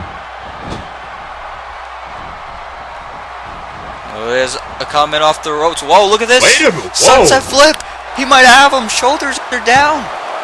2. Oh. Syntax able to kick out there. But that was close. That was a smart move there by Riley. Just like that. And another super kick to Steven Syntax. Syntax is down. Riley now. That might not be the only kick that Shawn Riley hits. He got him with the bicycle boot. He finally connected. Bicycle boot might win Shawn Riley the championship again. This time no Reverend Joseph, no Texas Black. Is this gonna be his moment? Riley's got... No! Steven Syntax fighting out of the bicycle boot. And Shawn Riley has to figure out some way to put away the leader of the Disciples. Oh, well, that's certainly not going to help him. Riley is down as Syntax was able to hit a desperation kick. Now into the corner he goes. There's a wheel kick. The athleticism of Steven Syntax through repeated high-impact strikes to Shawn Riley's head has to be playing into the champion's favor. Absolutely. Now Riley in position as Syntax throwing him shoulder first into the steel post. Shawn Riley is taking a lot of punishment in this match. Steven Syntax looking to dish out just a little bit more. Whatever more it takes for him to walk out of Glory Days for the AWF champion.